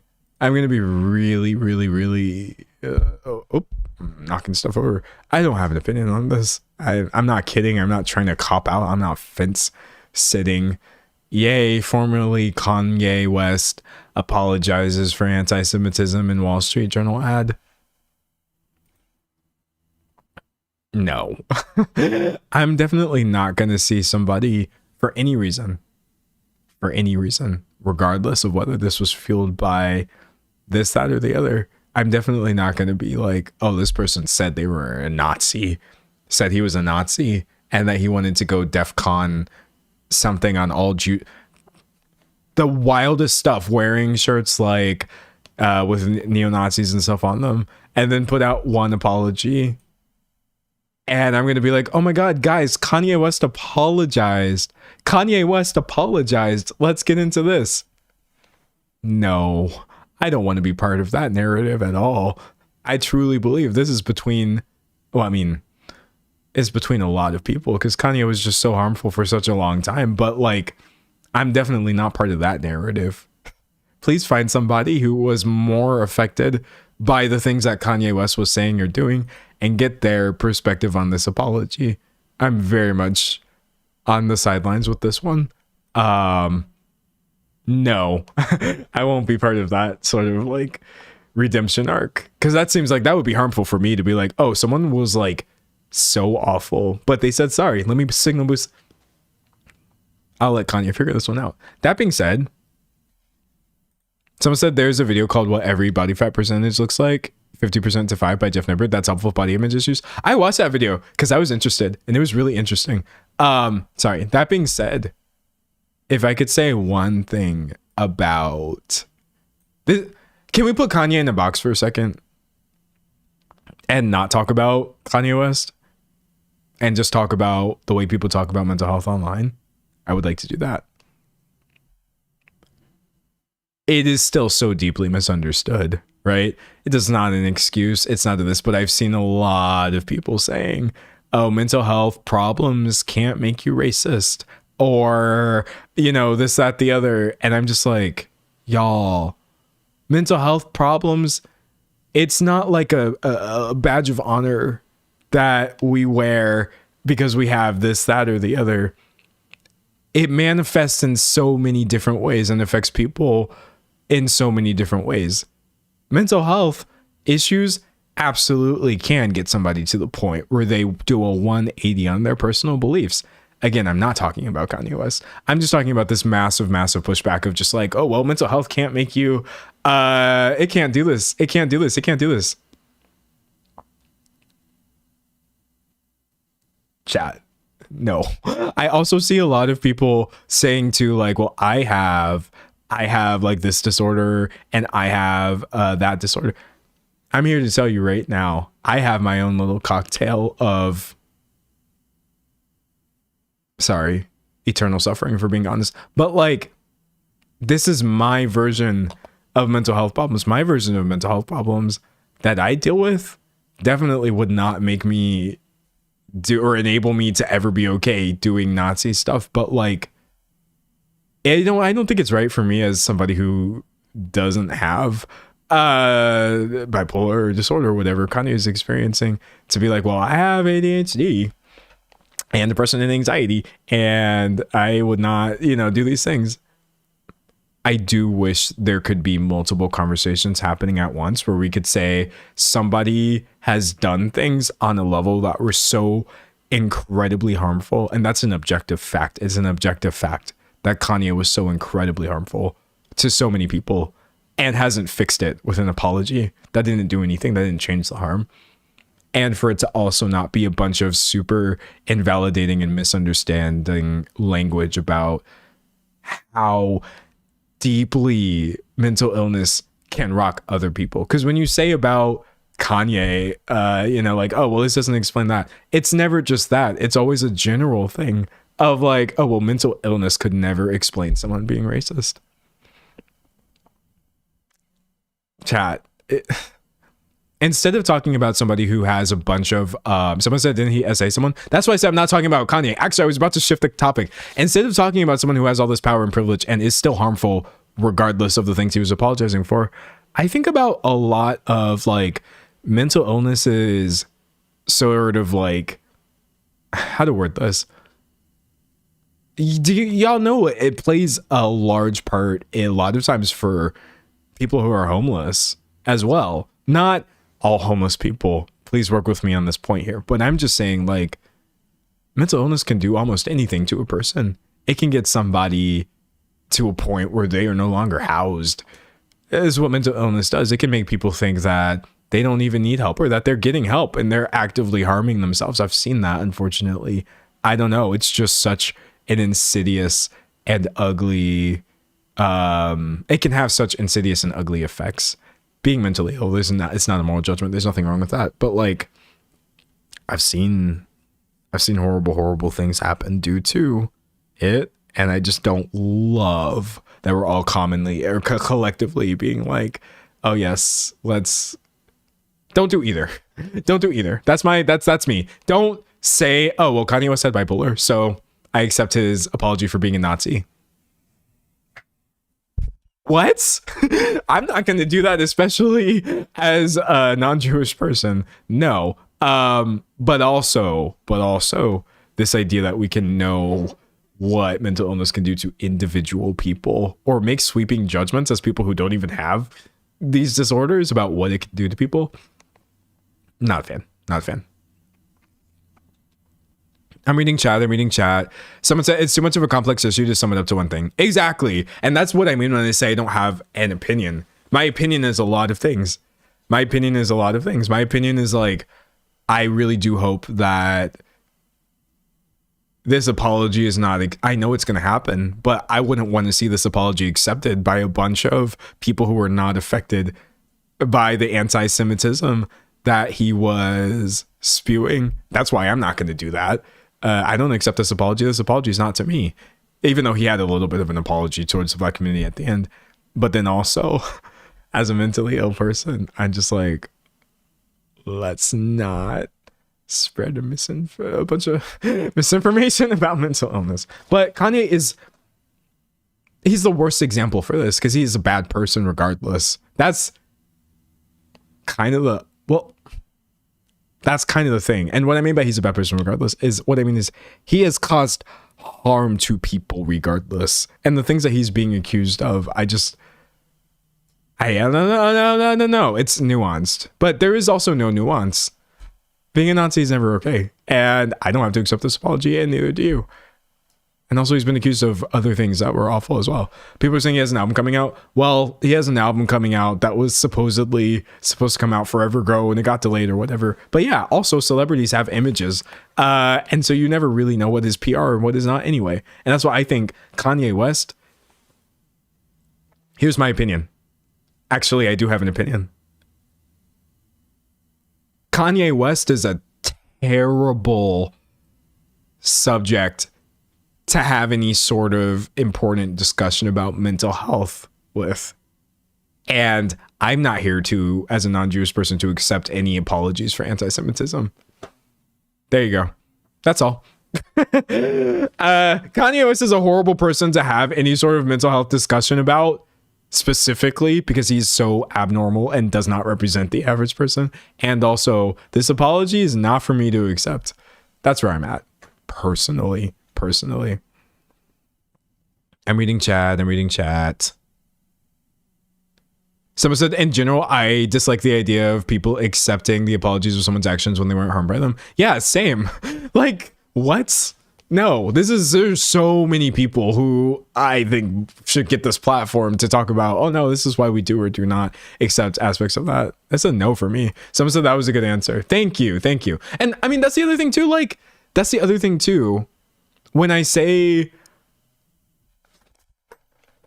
I know it bothers people sometimes when I don't immediately give a response to things, but like, it's usually just because I got to figure out how to say it. I ain't no fence sitter. I'm not a fence sitter. I have really strong opinions all the time. But like, if you're asking me what my really strong opinion is about Kanye West, and I go off of vibes, and the first thing I say is, actually, bipolar for some people can be incredibly destructive. It can lead to these really bad things. I have just started spewing Kanye defense nonsense at you, even though the things that I'm saying are also not false. So that is why a lot of times I'll get asked about these things and I'll be like, I don't have an opinion about that right now because I need to figure out what am I trying to say about what to whom. And I have strong opinions just like the rest of you, but like, I don't know. It is what it is. It is what it is. Reading chat. Someone said, I would genuinely be such a different person if I wasn't medicated for my mood disorder and its psychotic effects. I would still want people to hold me accountable. Hurt people. Yeah,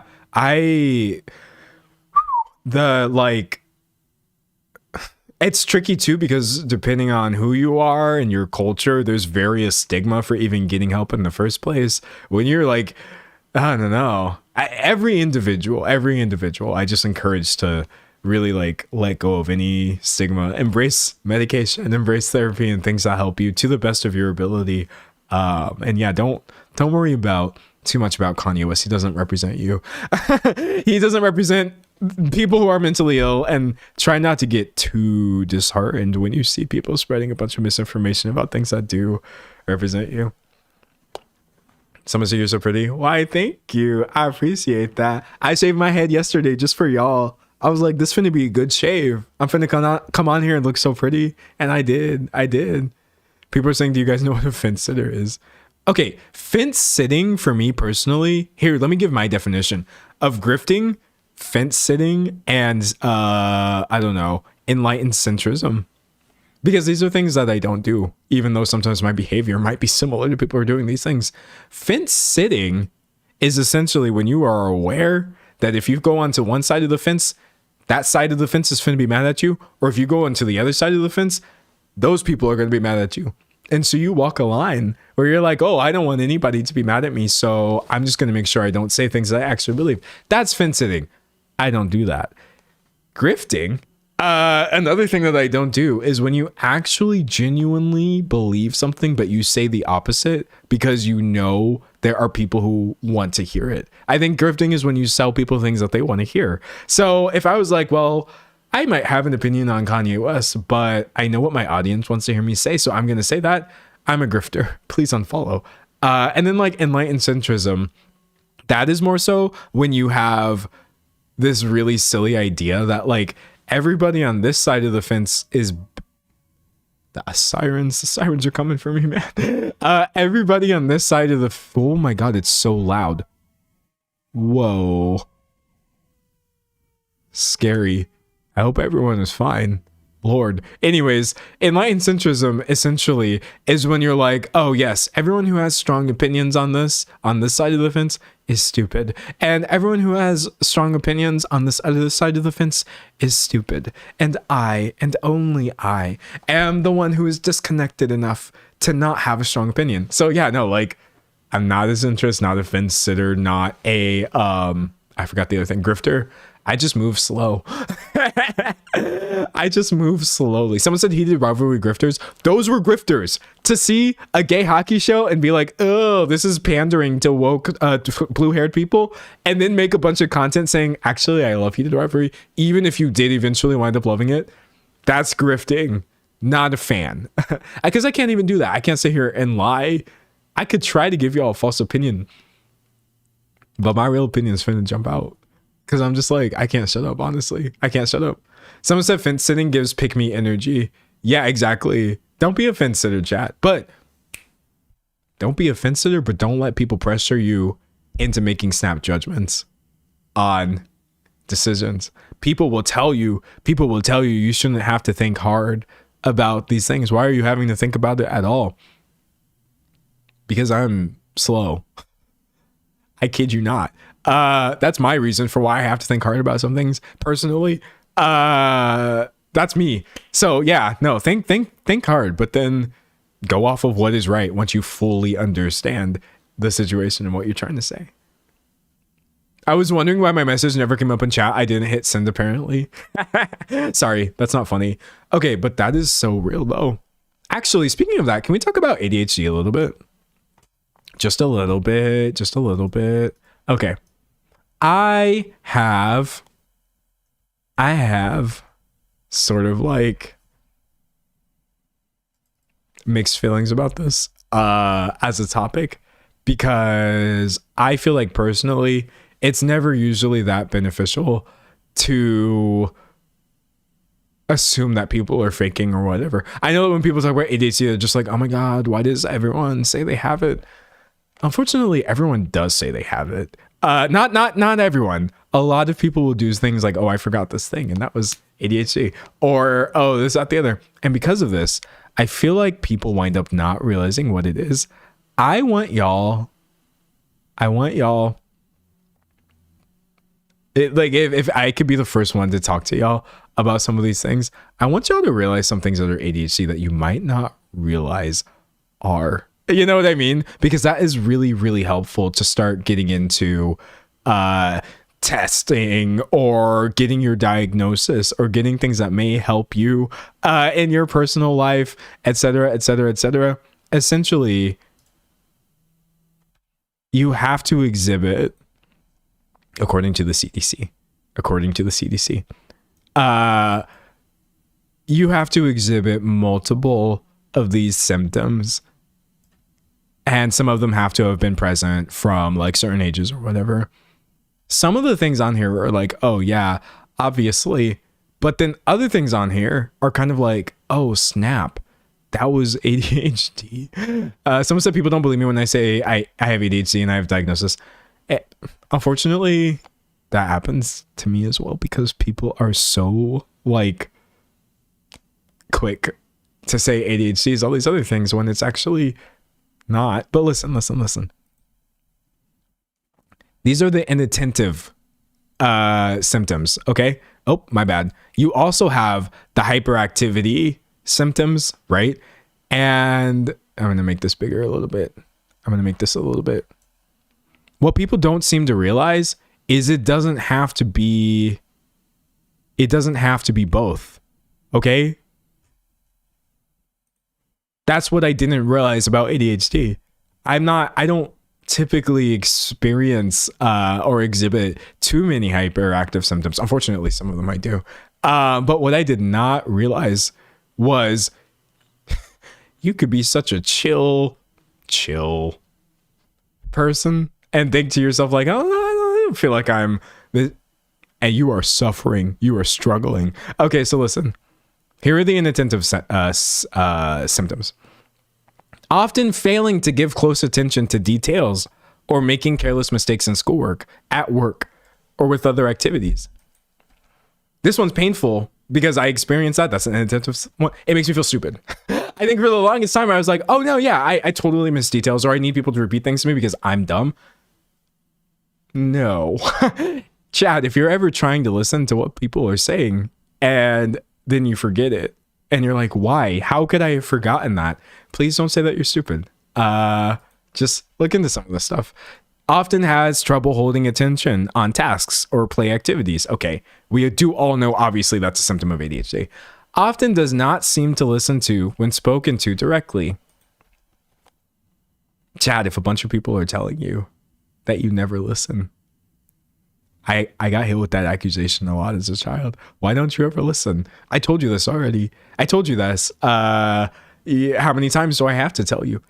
Obviously, on the one hand, kids don't listen. But if you've ever felt like, oh, wait, why do I still not listen, or feel like I'm not listening, or get accused of not listening, it could be some other things. Here's the thing, too. A lot of the times when people accuse me of not listening, they're wrong. That's, for me, one of the biggest ADHD things. I don't have to listen to you or do things that you interpret as listening to actually perceive what you're saying. I am far more likely to actually process information if I'm doing something else. I know that might sound stupid. That's just me personally, because the thing that I'm doing might not actually be doing anything or using any of my brain activity. It's more so just like, you're talking to me. I'm not really looking at you. I'm not doing any of these things, but I'm trying to stay here and be present and focus on what you're saying. And it looks like all my attention's over here. Meanwhile, that's the thing I'm not going to forget. What am I actually going to forget?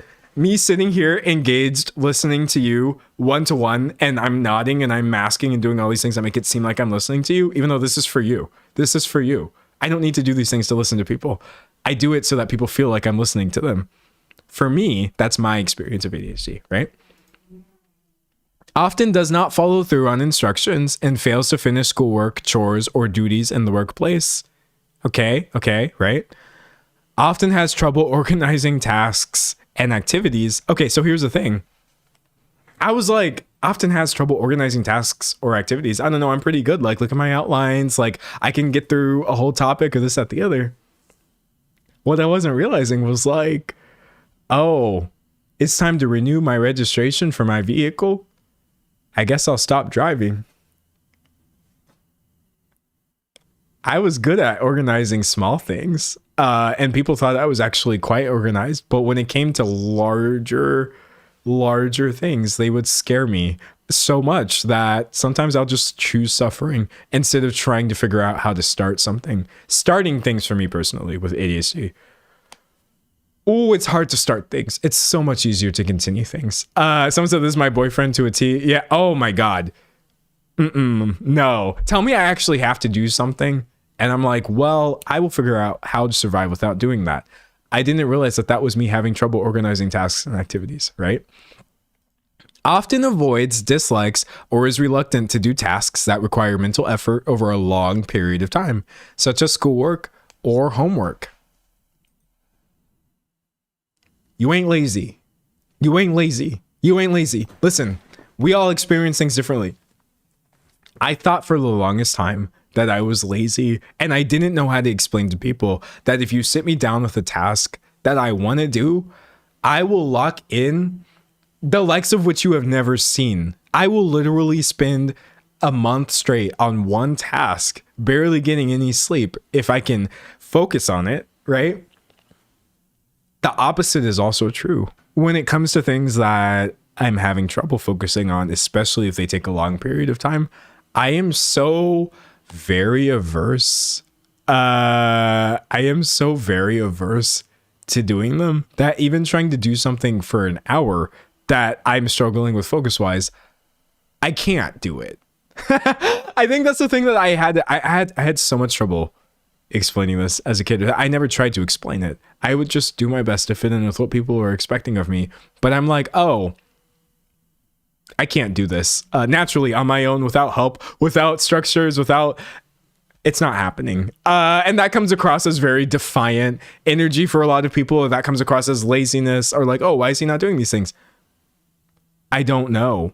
If you asked me to go play basketball in the NBA, I can't do that. It doesn't matter what you want from me. It's not going to work. If you ask me to kick flip on a skateboard, I'm just going to stand there and look at you. And sometimes that's how I feel when it comes to tasks that I'm having trouble focusing on. I feel like I'm just staring at a skateboard thinking like, okay, well, this isn't going to work. So moving on to something that I enjoy. And that comes across as very selfish and self-centered to people. No, that was me struggling.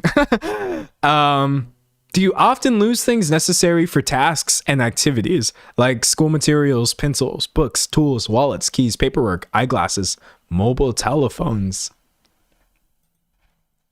Let me ask you this. Do you also, this isn't a symptom, this is my experience of the symptom. Do things disappear when you put them down? That happens to me. I will put down my phone and then it's always like, where is my phone? I'm not trying to be funny. I'm not trying to waste anybody's time. It is like that for almost every single thing that I put down. Oh, where is the remote? Where are my keys? Where? I just had this. I just had this. I just had this. I just had this. I don't understand. Why can't I keep anything? The sirens are going off in the background. And it's simulating some of the anxiety that I get over like, I just can't ever find things when I put them down. Chat, that might be ADHD. It might be ADHD. Easily distracted. I feel like everybody knows that one, obviously. And is often forgetful in daily activities, right? Okay. I haven't even read any of the hyperactivity symptoms. We're going to get to some stuff that may seem like, oh no, I totally don't experience that at all. Chad, if you were experiencing a bulk of the things on this list and you're not a hyperactive person, you could still have ADHD though. You could still have ADHD though. That's the problem. Let's see. Symptoms of hyperactivity, impulsivity, present for at least 6 months. Often fidgets with or taps hands or feet or squirms in seat. This one's tricky because I never actually know what I'm doing with my body at any given time. But like, I do stim a lot though. I do like constantly find myself like just grabbing things, this, that, the other. But like, it's tricky because it's not always the same thing as like, I think when people say hyperactivity, you think to yourself, you are bouncing off the walls and you are like, I don't know, being hyper, right? Hyperactivity can be just like, why is this has he not stopped moving? Why are you always doing something? Chat, do any of y'all just always do something? Why does it always have to be like a hand movement or like I have to be on my phone doing something or like I'm just saying that could be whatever. Someone said I try not to self-diagnose. Here's the thing. I don't want y'all to diagnose yourselves. What I want you to do is start thinking about if these things seem familiar to you or may explain some things that you've experienced, and then go get a diagnosis or go get a test or something that may help you. You don't always have to accept things being difficult. That's what I didn't realize for the longest time, right? Often leave seat in situations. Oh, someone said the shaky leg. Oh my God. It's the shaky leg on steroids for me. Listen, a lot of people will do the leg shake. I'm shaking my leg right now. A lot of people do this. I swear to God, though, that's the one that I just can't let go of. And I'm like, why am I always like vibrating? Why am I constantly vibrating? Sometimes I'm always flipping something. Yes. Oh my gosh. Oh my gosh. Okay, anyways, going back into this. I don't really leave my seat when remaining seated is expected, right? Often runs about and climbs in situations where it's not appropriate. Adolescents or adults may be limited to feeling restless. Okay, here's the thing. As a kid, I didn't run around and climb in scenarios where it wasn't appropriate. Because I was scared to do that. That doesn't mean anything though. The restless feeling that they describe. Sometimes I'm randomly just sitting here and I'm just like, maybe I should go to the movie theater. Chat, that's just regular boredom for a lot of people, but it's more so like, why do you always have to be doing something? How come when things come to a rest, you fall apart and start trying to introduce stimulation back into your life? That's me. I could be at complete rest and be like, okay, finally, everything is fine. Let me mess my life back up just in case that provides me some more stimulation. I don't see a lot of people talk about this aspect of ADHD. This is my experience of it. If things are actually getting a little bit too comfortable, subconsciously, I will start sabotaging myself just to get back into scenarios that were more stimulating for me. It's more of a general behavioral pattern than a symptom. But yeah, sometimes I'm like, oh, I introduced the stressor back into my life because it was something to do. Uh-oh. Oh, I totally have sort of like, and that's the part where you got to be like, yes, mental illness is real, but you got to take responsibility. I had to take responsibility for some of my actions and be like, why am I messing my life up just because it provides me with some source of stimulation? I'm not saying everyone who has ADHD does that at all. I'm just saying that's when I was like, okay, maybe I should do something. Often unable to play or take part in leisure activities quietly. I never really had that problem. Yes, I do. I am constantly yapping. In fact, it says right here, is often on the go, acting as if driven by a motor. Often talks excessively.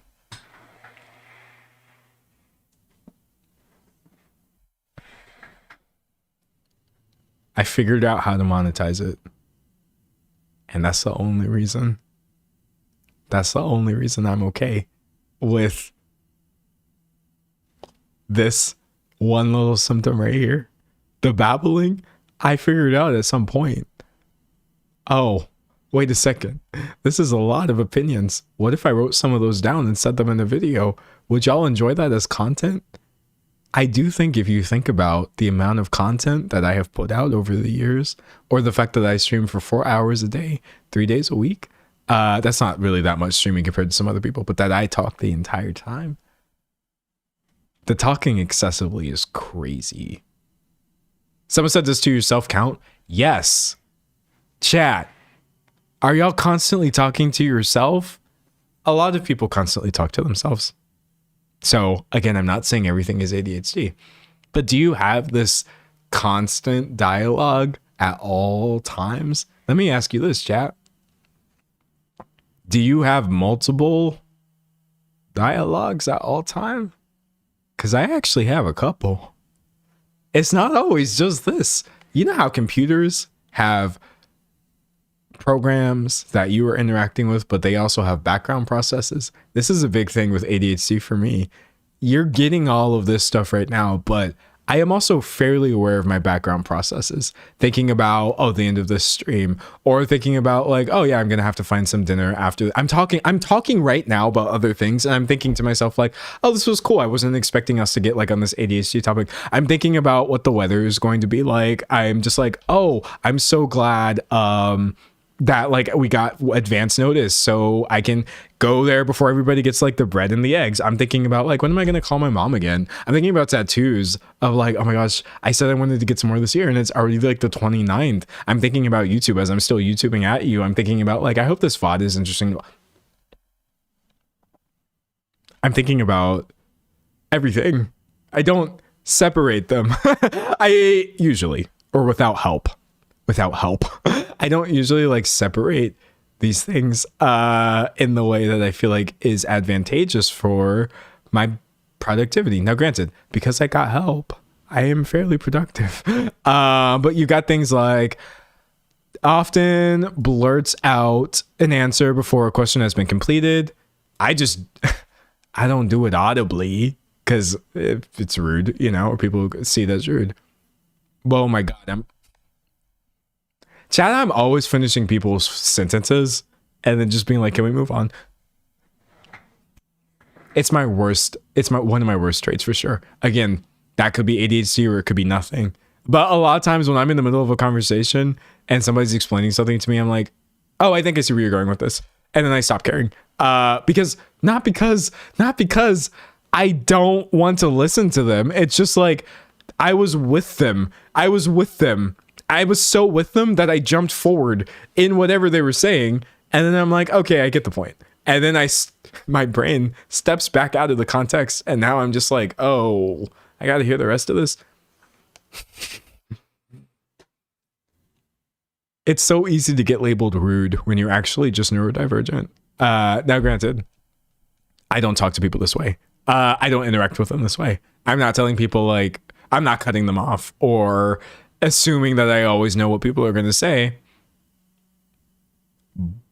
But I quite often know what people are going to say. Often has trouble waiting their turn. Some of a sudden I feel so bad. Oh God, it's so easy to feel bad over some of this stuff. And then lastly, often interrupts or intrudes on others, right? And then they're saying like several of these are usually have to have been present before age 12, right? Trust, they were present before age 12. They have to be present in multiple settings, right? Not just home or not just at school. They have to be present in different groups, right? There has to be clear evidence that the symptoms are actually interfering with or reducing the quality of your social, school, or work. Here's the thing. What's so tricky about ADHD? Almost everything on this list is also just a normal thing. It is actually really normal to forget things. It's neurotypical to forget things. It's neurotypical to struggle with your focus a little bit or to get bored. It's neurotypical to get distracted. It doesn't seem like neurodivergence in a vacuum.